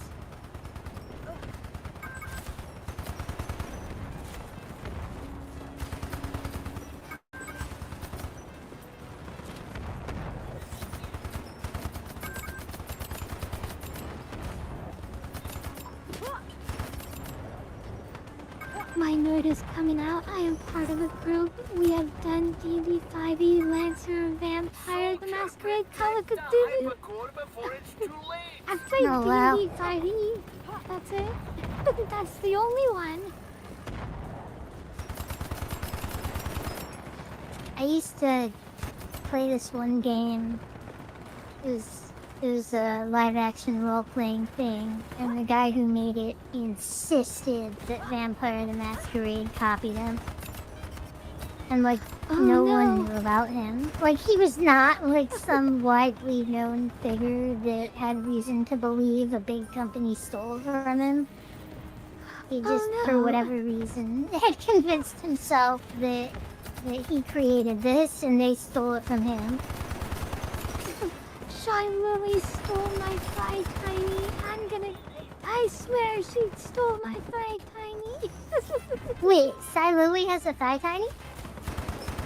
Shy Lily has a tiny shrimp tucked in her swimsuit bikini bottom and tied to her thigh, I think. And she also has a shrimp that pokes its head out of her boob. Oh my god. Is that all recent stuff or did she always have it? It's kind of a new model. What's that? It's part of her new It's model? part of her new model, yeah. Yeah, she totally stole it from you. I'm banking on that forever. Totally. I was the pioneer of having a thigh tiny. Okay, it's funny you say that, Zarek, because he had a group of vampires called the Huntru that were, like, really similar to the Ventrue. Pretty much every class in Vampire the Masquerade, he had an analog to it. I mean, if it was that closely related, maybe they did steal from him. He's like, nobody's gonna care about this small, who cares, game that I'm company gonna turn would've- into a big popular game. They would have had to have heard of him first, and he didn't even, like, have an internet presence, so it's like they would have had no way of and nor would they have been able to continuously get the new books he wrote and then steal the content from him. Like, they're just Yeah. waiting for him to write his next book so they can steal it. I mean, I've heard of big companies stealing ideas from little people who can't protect their ideas. But if they were Yeah. continually stealing his ideas, then no, I don't think that's the case. No, he was just delusional. Like, several people explained it to. It's like, dude, this stuff existed before you. He was born in like 82, I think. So like he would have been a kid when Vampire the Masquerade came out. The Disney lawyers are everywhere. The Disney Corporation, they're listening. Alright, well thank you all so much for coming to the stream. It was so much fun. I had a blast. I don't know about you all, but this was a super fun stream. I had a lot of fun. Yeah, I How about enjoyed you, it. Mizu? Yay! Yeah, it's fun. A lot of talking through the whole thing. Yeah! Alright, well you all have a fantastic day. Thank you for coming. We will be streaming on Monday, I'm sure. I'm not sure what we're gonna do. I want to try and start doing art streams again, but we'll see, we'll see. Anyway, kisu kisu, ching!